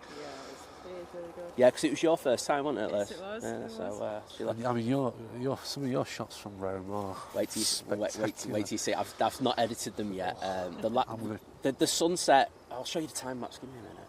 You do that. I'll go through the chat. Can you say hello to Jonah? He's 4 and watching with great interest. Good morning, Jonah. Welcome to the chat, and... Hope you're... Well, it sounds like you're loving it, so that's good. Kirsty's saying Jack, so that's her son as well. Hi, Jack. No. Well. I'm not saying that. I'll say hello, Jack. Hello, Jack. That's it. We're both on it. Right, I've got so much junk from gigs and shorts. This is my problem. I have 5th of October, so I need to go further back. When did we go to Rome, Liz? Can't remember March. Well, there's LA. This is how bad I am, everybody. Right, there's Innsbruck. Was it before Innsbruck? Maybe. I can't remember now. No, here we go. Search Rome. Here we go. No. Search Rome. Yeah. Oh, see, that is something else. Wait. The sunset kicks off. Right, they're just watching that. Oh, that is... This is going to sound really weird. Do you like my sunset? That is spectacular. Yeah, honestly, it's like the shot I'm going to do from that is going to be amazing. That is incredible. Anyway, sorry, chat. Chris, thank you so much for the £5 super chat. Cheers, buddy. Totally appreciate it. James says you're an inspiration to us all. There we go. And Kirsty with the £2 super chat as well, saying, I can't read that one. It's the wrong colour for me. There you go. I'll just pass it to you. I'll let you read that. Which one? The blue one. The blue one. James is super inspirational. Thank you. You're welcome, Kirsty. I just realised I said all of that without a mic on. I'm going to answer this next one as well. Lady Crew, question for James. How far ahead do you get your rosters? So we get our rosters anywhere between 2 and 6 weeks ahead. They come out on around about the 16th of every month. So at the moment, I only know what I'm doing for the rest of July. Well, when I get home to Dubai. And then next week, maybe early the week after, because the 16th is a Sunday, we'll get our rosters for July. So then I know what I'm doing for July, and it bounces every month like that. Excellent. I'm just going to reread Chris Bucket's super chat because he's Liz didn't have a mic on and she's useless. No, I'm kidding. Chris saying, thanks for coming, James. You're an inspiration to us all. So thanks for doing that, mate. We do appreciate it. I've got another question for you. So Ian Brown's asked, have you ever flown a sketchy approach like San Martin? I don't think you'd love to, but I'd love to. The biggest they got going in there is a 330 now, isn't it? 'Cause Yeah, it used to be 74. The 747s used to go in there, and that would be something. Probably the Greek islands are a bit like that, but in the 380, no. Skiathos with a 380. That'd be fun. We'd blow the island away. Oh, wow. We did a few of the Greek islands. Corfu was always good fun in a 320. But it's a bumpy runway. It's a bumpy runway, and at the other end you've got a town at the other end, so it's not. But I think a lot of the Greek islands are like that. I've got a question from Wadders. Oh, Wadders, hello. There we go. One sec. I'll just put it on it because. Does James prefer which ones have you got? He's saying right. So I love the old livery on the 777, because they still haven't got round to spraying them. Yeah. Wadders likes the new one because he's just weird. Which one do you prefer out of the two? Which one? Our brothers from up the road. Yeah. I think I prefer the old one. Get in, Wadders, you know nothing. There we go, sorting that out. I'm going old one. Although, no, I'm not even going to say it. Yeah, we'll just leave it there. That's perfect. Harry asking, what did the first flight in the A380 feel like? So I'm guessing you mean like in comparison to what he'd flown on previously, the 320. The complexities and stage. Singapore, is that? Yeah. Oh, yeah. Sorry. Sorry. No, it's all right. Because we're concentrating on questions, I'm really not bothered about the planes today. Yeah, so we have the one that comes in from Singapore. And then the one that comes in from Houston. Yeah. So that'll be the Singapore then. Yeah. That's the one from Singapore. And then they'll switch over the frames, and then that will go over to Houston a little later. But we are busy with them here, and they like I said, the crew absolutely love this route. This is the one they bid for, big time. That's interesting because just to get away. There's other reasons. I have heard other reasons, but let's have a look. Let's up that exposure a bit. James, in regards to the bidding process, could you just go into the basics of it? Because I always find it quite interesting, like how many bids you get a month and are they honoured kind of thing. So for us, we get split into groups, and we're in 5 groups basically on a rotating monthly basis. Yeah. Without boring everybody, in the top 2 months we get a higher priority bid than the bottom 3. So if you're, for instance, June, I was top bid. So I'm very likely to get my requests for that month, which was Manchester on Wednesday. I flew some of my friends home who'd been out visiting Dubai with the family, so I flew them back into Manchester, which was nice. It must be really nice. And that's brilliant, yeah. So I'd requested that specific flight, and they gave it to me, which was great. It's based on seniority within your bid group. Yes. So that the more senior you are in your top bid month, the more likely you are to get your first choice. And it's simply that it's seniority based on a rolling monthly basis. We can bid for layovers, turnarounds, destinations, countries, regions, you name it. I'm guessing Manchester's heavily bid for just because of there's a big There's a big community that are from here. Myself, Peoples. There's a few others that come in. And you get that. The British pilots are bidding for UK flights. The French are visiting for the Paris and the Nice. My close neighbours from the Netherlands, so he's bidding for Amsterdam flights. Well, it's really weird because when we were in New York and coming back, we actually, when we went through security, we were actually right next to the 777 crew. Who were coming back, and they were all Dutch. And we were like, oh, I don't know why we were like that, but it was just like a bit of Dutch party going on. I bet you now that because now we've got the cargo. And I don't know how that works because I don't know if the freighter has the same roster bidding as us. Yeah. I don't know if the pilots who were on the freighter. I bet you there might be a bit of swapping. Yeah, a bit of swapping. And I don't know how long their trip is. Yeah. Well, I'm guessing it must be. It must be 2 or 3 days at least. So if you're local and you've got a freighter for a few, that's a win-win. Yeah, you'd be all over that. Because so Virgin have just done the flights to Vegas. Yes. Twice a week, and I'm just thinking some of them pilots. Oh, that's naughty. That's going to be a top. That's going to be a top bid for some of those, I imagine. They're going to be all over that. What would you like in Atlanta with a straight around turnaround? No, I'll go to Vegas, please. If you're offering. You want to pay me for that? That's an absolute winner. But, yeah, absolute beaut. Okay, we've got the Etihad 777 now coming out across. Oh. I mean, you'll get it all the time, when you're doing walkarounds and stuff like that, but hearing the engines on this thing start up is this is one of my moments in aviation. Yeah, I mean, they are enormous engines. I mean, they've just gone to single ops. He's going that way. Yeah, he's going straight down. The thing about is, unless you've stood in front of them, it's really hard to kind of conceptualise just how big they are. They are. I believe the engines on that are the same size as the fuselage on a Ryanair. 737. Yeah. I mean, they are spectacular. Yeah. I'm an Airbus man, but kudos to those engines. I mean, when that 777X finally, and I'm taking company's line on that one there. So I'm going to pretend I'm Mr. Clark. All right, where's my order? When they that would be an interesting one. That's going to be an interesting one, yeah. Again, that's going to be a. Are we talking this week? Am I out to talk? I'm just well. You've got Mike. Short the mic. I just want. We've got the EasyJet now going out. The Turkish coming in as well.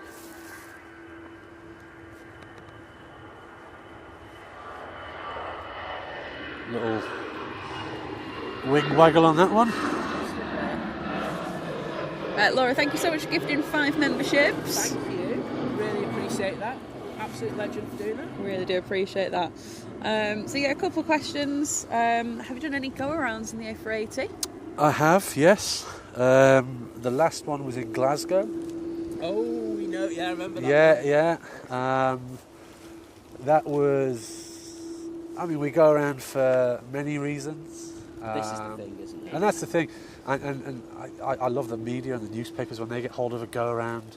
The thing is, we're criminal in regards to this because we're part of it. I mean, okay, they are spectacular to watch. However, for every approach, we are briefing the go around, planning the go around. Yeah. We know what the mistake we know, and at any point until we've deployed the reverse thrust, we can go around. Yeah. We're planned for it every single approach, and then if we can land, great. If not, we go around. Yeah. We go around for many reasons: pilot choice, air traffic control instructions. On the 380, we've got warning systems about runway length, and the one in Glasgow for me was exactly that. It was a wet runway, the wind shifted, and the aeroplane said, "No, I don't like this. Go around." Yeah. And so that we did. I remember when I've spotted at Glasgow, and oh my goodness, it can get a bit blowy up there. 380. So with the right or the wrong conditions, the aircraft just said, "No, I don't like this." So okay, we go around, we come back in, and we land on the other runway or the other direction. Rich has been a member for 9 months. 9 months. Thank you so much. And we just had a new member as well, and I can't read that because it's a lighter green colour. It's John Coates, so welcome to Domestic. So, no month crew, no, it's new member crew, isn't it? New member crew, there you go. So, welcome. Optimus Toaster got a question for you. Optimus Toaster, with Emirates starting to fly the A350, did they bring on new pilots or retrain some of their existing crews? Kind of already done that. But At the moment, we're not bringing any new crews in specifically for the 350. We're bringing them in as new crew anyway, and we're going to train our crew up onto the 350. Yeah. I think in the future we will recruit for that fleet as well directly. But we've got a lot of people there, friends, colleagues who have got A350 experience and will therefore be retrained. Yeah, I think the problems that you have initially is you have to get new sims. We've got to get new sims, and and we're building a new training centre. We're getting the A350 sims, obviously.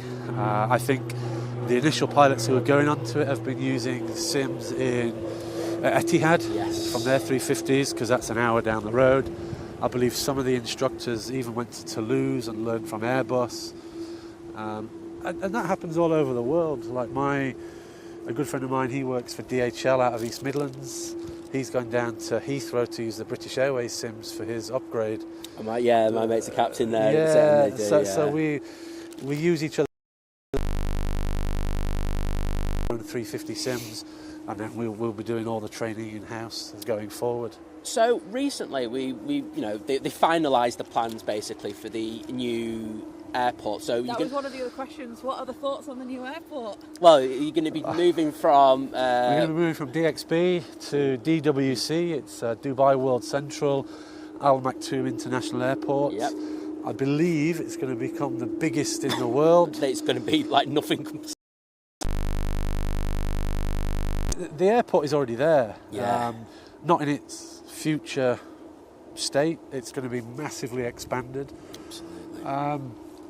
It'll be interesting, won't it? It's going to be interesting. I think Emirates will move there. Have you plugged the mic in? Sorry, that's all right. It's more interesting just playing up a bit. My mic's fine.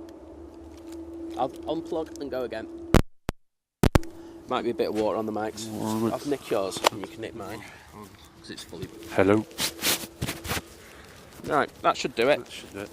The new airport's going to be interesting. I've flown in there a couple of times during my base training when we did circuits in the 380. It'll be interesting to see the development of that and what comes from it. I think it's going to take about 10 years to be operational. That's not a long time. Which is not... I think about how Manchester has expanded with its pier and stuff like that. Now, I know that's over old infrastructure, it probably makes it harder. Yeah. But 10 years for a massive... For a huge project to come online is something else. It really is. I mean, good luck with it. and you know what? You'll do it, but it's just going to take a hell of a lot of work. Yeah. Another question I've got, because, Tim Clark, you had the Middle Eastern kind of airline, where everyone gets together last week. He was talking about he really wants the A380 back again, and I'm edging bets. I won't lie that I got a funny feeling to create a A380 Neo engine. See, something like that would be amazing. A 380 Neo engine. That's what they need, isn't it? That's the only way he'll do it. And that's the thing. Like it's a beautiful aeroplane. However, it's 4 engines. It burns a lot of fuel. So if you had an engine for that saved 10-15% fuel burn, it would be fantastic.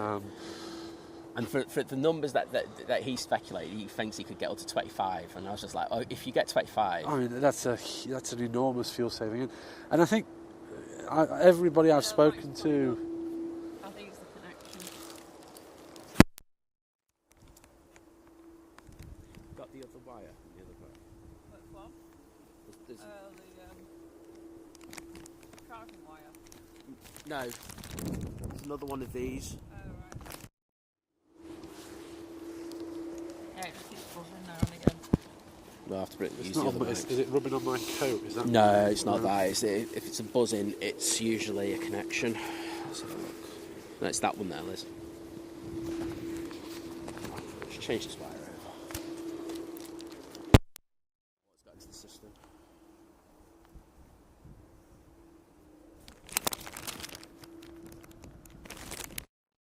Right. Does that sound better? I'll let you know when it's Toast. Yeah, it should be alright. Do you know what time that? Right, 777 is now lined up, ready to go.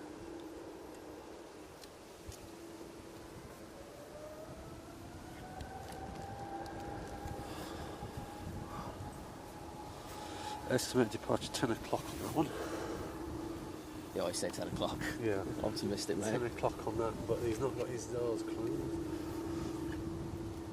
777.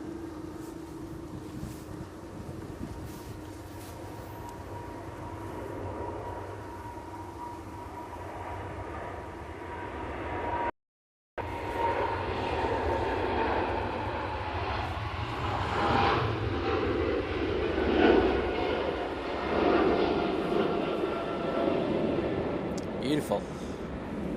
Yeah, I'm going to stick with my decision and say old livery. Yeah, all day long. If that's got light on it, it just looks sublime.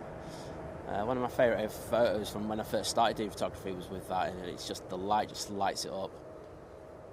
Having said that, you know, we had the green liner in on Friday. That was decent. That is the most ungreen colour ever, though. I was going to say, is it green? It's not. It's like a turquoisey, isn't it? It's not. It's definitely not green. We good, Liz? Yeah. Right, so the only thing I could do is reboot the stream up. I think that's a glitch with YouTube. That's not us. So you can actually see him coming off the. Coming off the. Yeah, so they've closed the main hold and they're loading the last in the bulk. Donata are on it.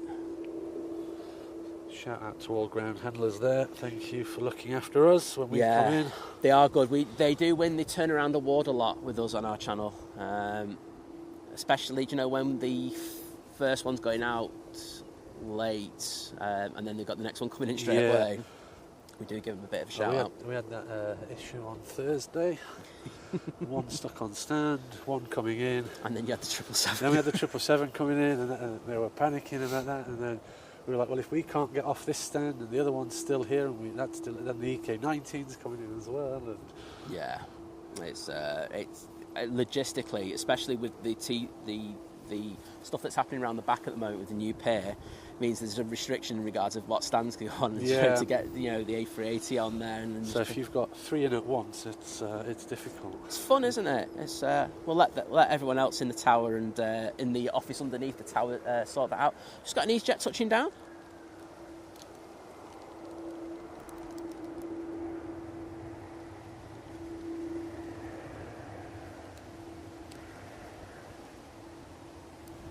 Yeah, I think it's the thing from the reboot. I think YouTube just had a bit of an issue in regards of how it's put us back. Like I said, there's two things I'll let people decide, and then I'll do it.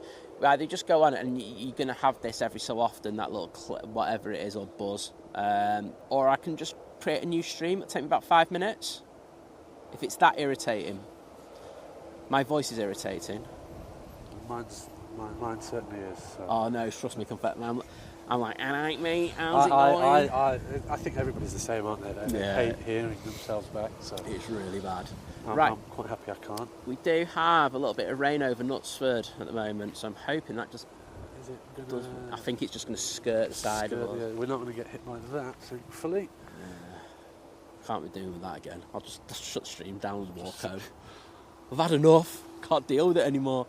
But yeah, we've got the Gulf Air 787 now coming out. It's -9. Yeah. I thought I called it A350 for some reason there. I was like, no, sort yourself out. Doing very well here at Manchester. Oh wow! Gonna have a new FO. I don't know. I don't know where the FO is. I've not seen it. I've had 3 so far. Oh, it's so funny. Anyway, SAS is now rolling on 23 right. Oh, that's coming down. I chose Laura. I think it's all right. Okay, change the wire. I need my screen protector for this, and we need to cover the stuff. Cheers, mate.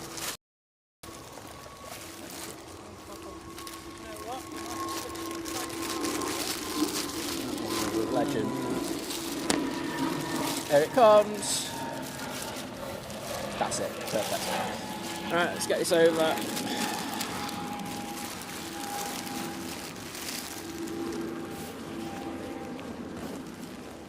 Oh, that's heavy. Yeah, I'm good. Drop it down there.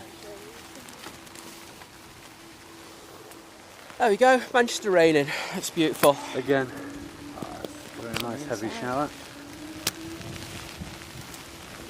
Oh, that's beautiful. Oh, that's picked up. It's just in that wind, isn't it? Right, stop charging mics. Put that on the inside, and I'm good. Right. We do have plane rolling. I have no idea what it is. It's an aeroplane. It's a Ryanair. Oh, well, I feel like I don't want to even bother.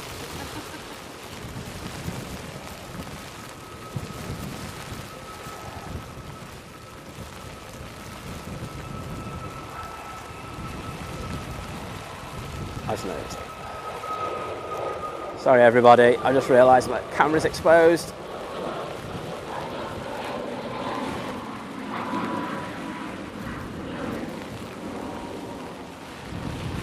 Oh, useless. Is that hail?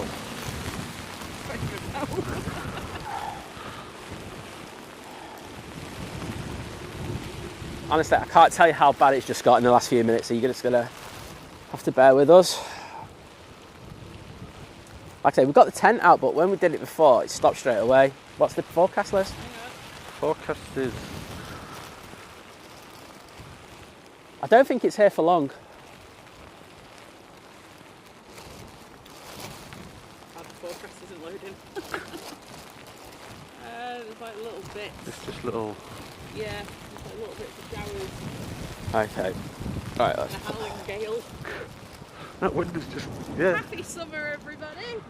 Welcome to June.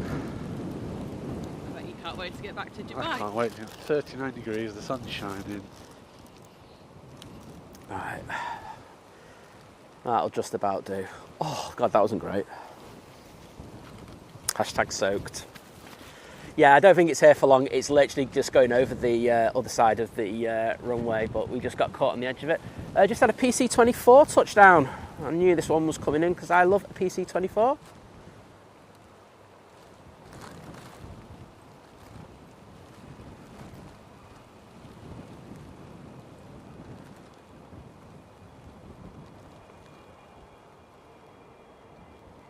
There you go, it's one with the fancy diamond pattern.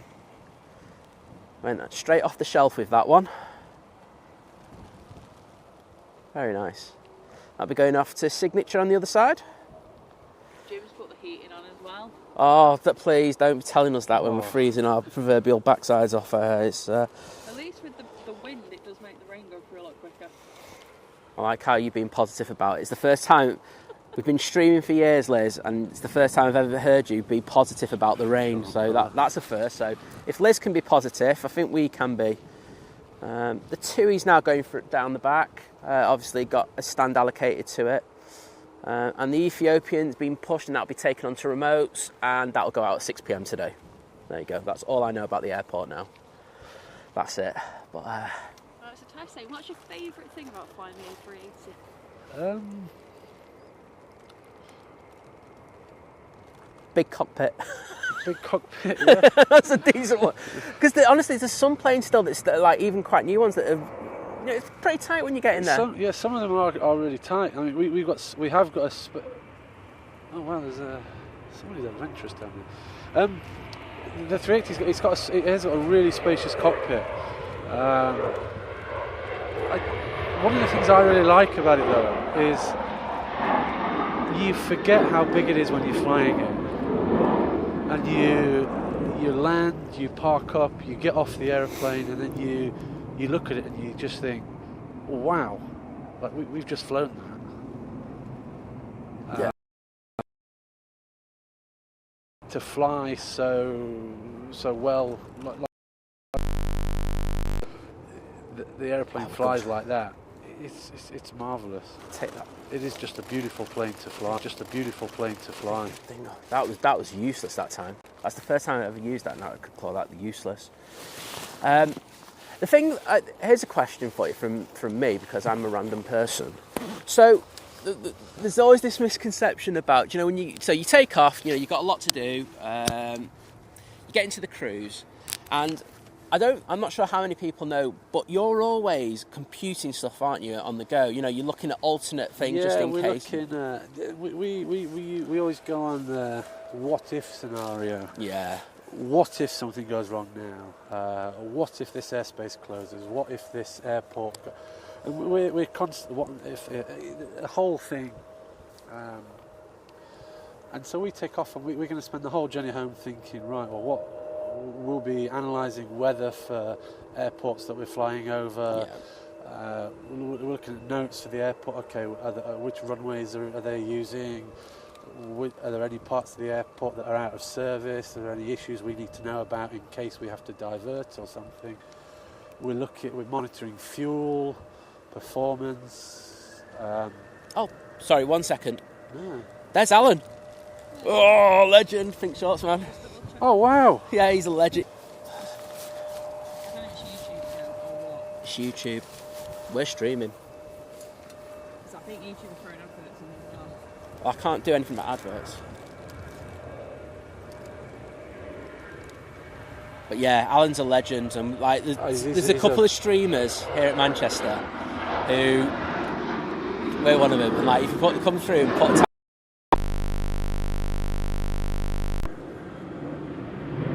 Les, what can I ask? What was the question? No. There wasn't a question. We went small screen. We are small screen again. Oh, it's YouTube. Right. Mobile stream. Shall we start a new stream? Start a new stream. Right, what I'm going to do is... Right, just bear with us 2 minutes. No, it's in there. Right, I'll grab it. I'm going to shut this stream down, and I'm just going to do another stream, a duplicate stream, and we'll boot off that one, and it will be about 2 minutes, okay? So give us 5 minutes, get a cup of coffee, and we're going to be back, okay?